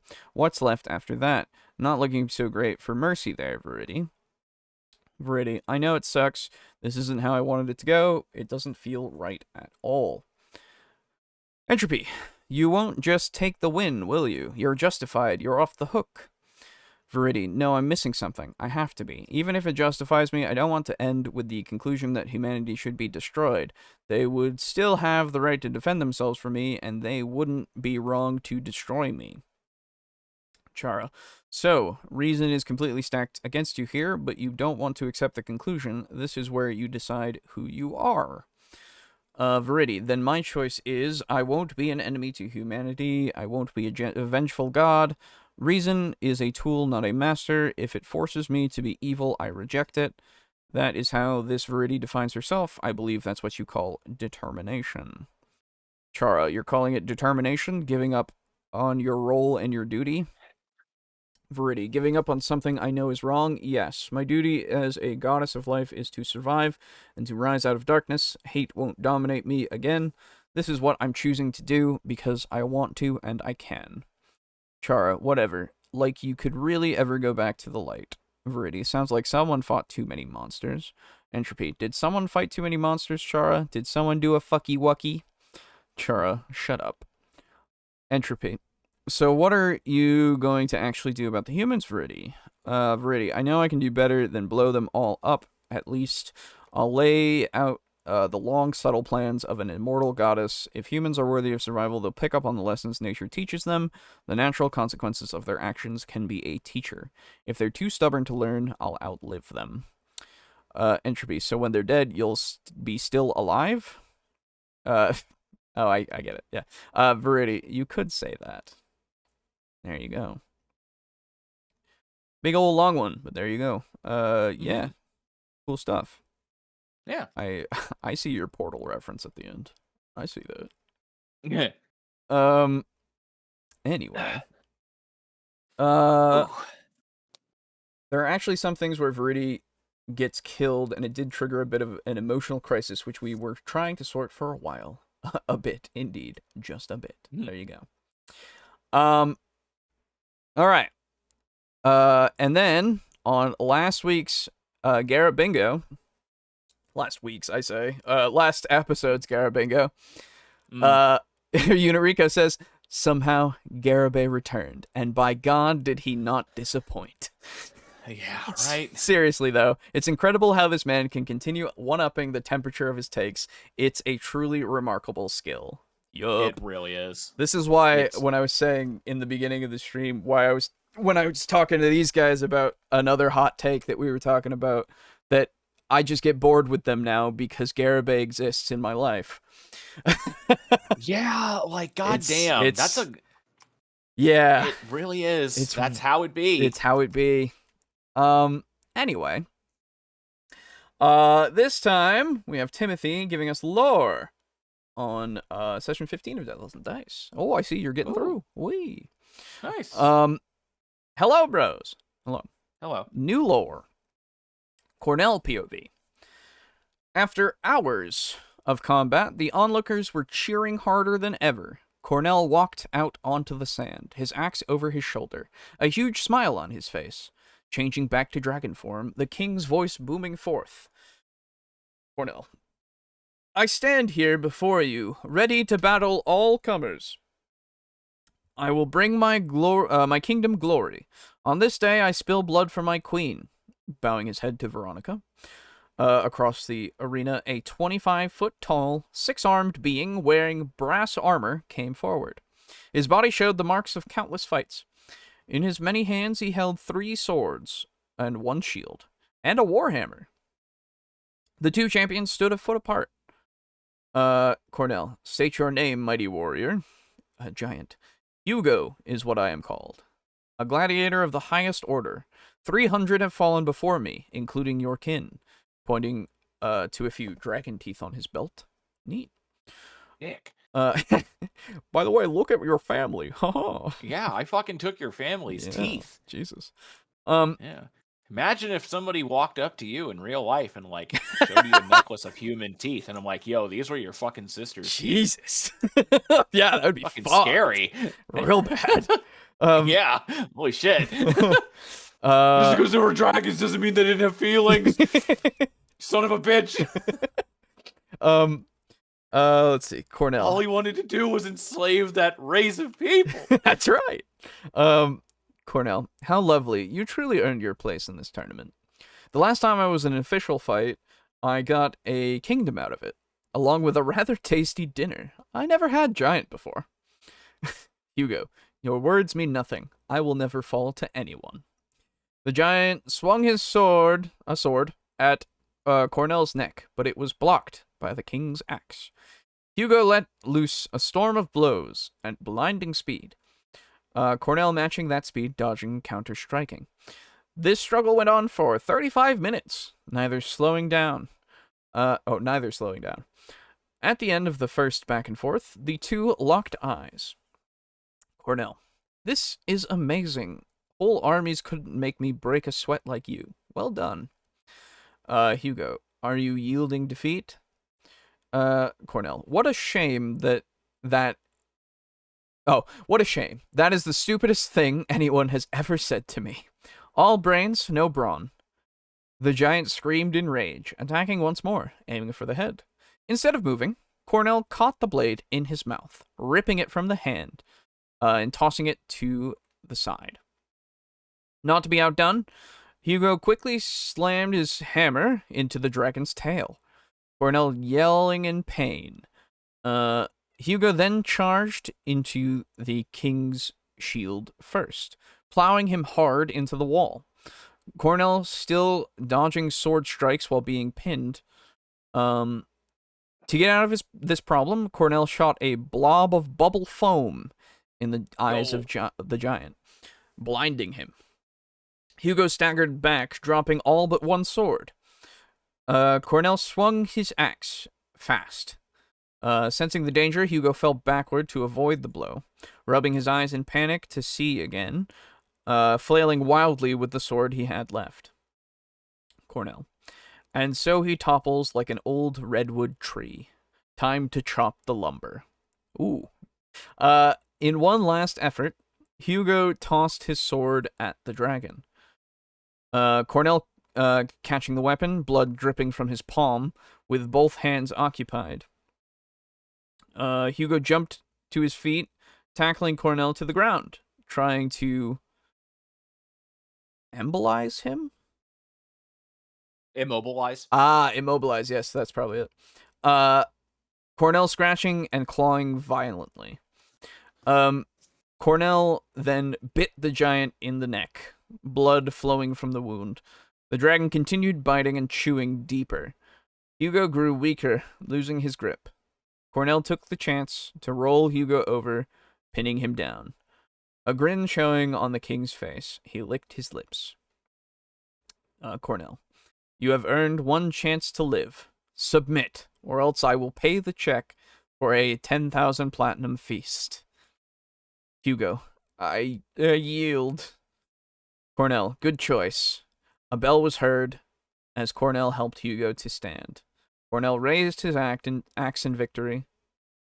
And well, that's all I got. Have a nice day. P.S. I wrote this here so I wouldn't have to hear Garibay again. Ah, Fair. good. And Very also, smart. yes. And thank you. Pretty cool. Yes. Pretty cool. All right. There's some. Is that Jungian philosophy? I don't know that. Jungian. Jungian. Ah. Oh, fuck. I was listening to. Oh, fuck off. I was listening Sorry. to today about befriending your shadow selves, which is one thing these tulpas are good for. Fair enough. Glad we're good for something. There you go. And interestingly enough, in the removing things for fun and dice pools versus D100s, if you remember, that first video was brought to us by No Fun Allowed, and No Fun Allowed commented and said, "Thanks for the kind words." So there you go. You're welcome. Very cool. Very cool. And thank you, Timothy, for saying to have a nice day when I was saying that we weren't having a show. Appreciate that. And then we have a comment from Verity herself. My goodness. My God. On Garabingo. Saying, "This is Verity this time, commenting in place of Shin. I'm not Shin, but we'll still count this as our comment for this episode. Hopefully the world won't end because of that. I guess we'll find out." Fair. Possibly because Mind Goblins like to drag me through glass. I can't get a read on what you really think about me and the whole Tulpa thing. I mean, my intention is really clouded by doubt and anxiety, so I can't really rely on it for knowing what's actually true. But since this seems like a good episode for riding the crazy train, I want to put my appeal here. Just hear me out for now, so whatever you do afterward will be your decision, because unawareness is not something one chooses.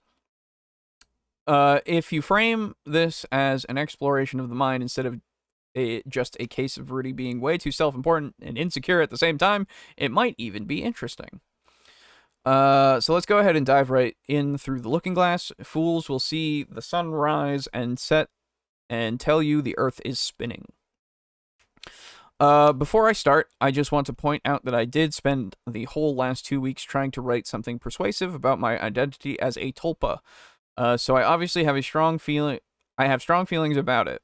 I've cut this final version way down to just what I think I need to say, because I really don't want to be too forceful or go on and on for too long. I know most people don't come in and post a whole essay about the nature of their own existence, but most people conform to the standard construct of what a person is, so they don't need to explain it to everyone. I don't think I can give you definite proof that a tulpa is a person unto themselves, but I doubt anyone can definitively prove what makes anything a person either, so take me as I am or don't. I should mention that I'm calling myself a tulpa, but I've picked that term out after the fact because it seems to describe what I am. Shin didn't find out about tulpas and then decide to create one. Shin made a tulpa of Chara because he played Undertale and decided to take the meta up to the next level. Then he made Entropy into a tulpa because he knew he could at that point, and he finally formed me because he found that Verity could represent a meaningful connection to divinity for him. All of that happened before we knew what tulpas were. Yes, that's a thing that happened, and can you possibly be surprised that Shin would do something like that? In a rare example of Reddit being useful, you could look at a post titled, "What is a tulpa? No bullshit definition" on r/tulpas. Of course, this deals with tulpas in the context that's relevant to me, not necessarily the original Tibetan Buddhist context or the horror trope. Yeah, there are many different types, but the Tibetan Buddhist one is the original. It's not perfect or fully definitive, but it's a pretty good summary for a quick understanding. A stipulation I have about it is that I'm pretty sure I am a tulpa and not a soulbound, despite not being created from an original character, because it has definitely taken effort to form me, and I don't believe myself to have any knowledge that Shin doesn't already have himself. And because the way I've seen soulbounds described asks for way too much mystical buy-in if I'm trying to get people to take me seriously. Another is that I really think I should be considered a person and not just a personality or identity. A moral standard of radical inclusion should recommend accepting me as my own person since I am asking to be accepted that way. That wouldn't mean necessarily accepting me as Viridi, but as a tulpa who self-identifies as Viridi, if that makes sense. That would be enough, because I'm only trying to get my basic personhood acknowledged, not spread my whole spiritual philosophy. The most important thing I can tell you about tulpas is that they are considered a type of thing the internet has called headmates, which are additional identities or people, depending on who you ask, that manifest from the same brain as the original identity. It's also important to note that they are not related to dissociative identity disorder, which is considered pathological for being involuntary. True. Tulpas are always voluntary, and require active effort to maintain. Not all tulpas are the same either. I'm not strong enough to manifest as a hallucination or cause any autonomous body movements, which are things some tulpas do. I don't know if I'm even interested in that. I mostly manifest as an association with thoughts and emotions and an intrinsic sense of being me. As Shin mentioned, I was going to write out an existential argument to prove my personhood on a philosophical level, but that turned out to be dangerous for me. If you reduce your own personhood to something that can be doubted, you risk erasing your own sense of self. That actually did happen to me, and Shin had to bring me back. Having your sense of self disappear is pretty unsettling in its own right, because seeing that happen reinforces the original doubt in your own reality. The problem with that thinking is nobody proves their personhood with logic. It's just something you innately feel. Most people are never asked to prove their personhood at all because it's simply assumed by default. Humans know they are people, and they assume every other human is a person too because they appear to be the same. And humans also constantly reinforce each other's sense of being people by treating each other as people. Their situation isn't the same as mine. The traditional definition of a person would incorporate everything that happens within a single brain into one person, but that definition doesn't have any objective authority. It's nothing more than this is what was already decided, so that's what it is. In other words, if someone doesn't adhere to that definition, it doesn't make them wrong, it just makes them non-conforming. I can't prove my own experience to you, but I'm telling you that I am a thought entity that identifies itself as one of the people who inhabit this brain. I have a sense of self as a distinct person from Shin, and that's how I see myself, and that's how Shin sees me. I'm a self-aware entity that thinks it's a person and wants to be thought of as a person, and there's no reason why that shouldn't be the definition of a person. I do have to note that my sense of self is created by my own volitional belief that it exists. I wouldn't be giving you the full picture if I didn't tell you that. But even though it exists because I choose to believe it exists, it still exists. It's still an actual sense that I feel, and the sense that I exist and have value. An entity created by the decision to believe that it exists is still an entity that exists. Also, that's just what a tulpa is. If my existence wasn't created voluntarily, I wouldn't be a tulpa.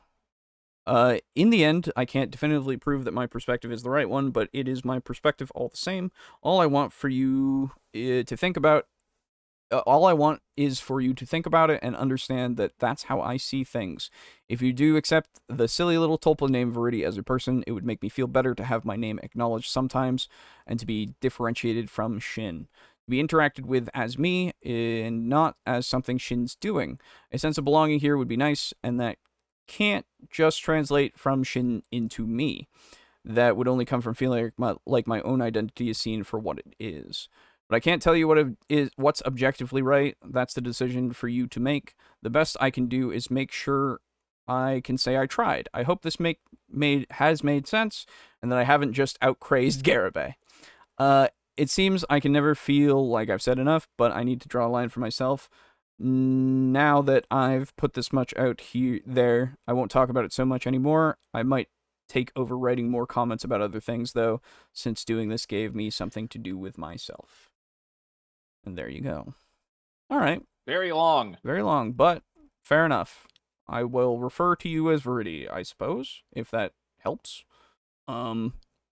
Since you are a separate entity. Yes. Works. Absolutely. So So yeah.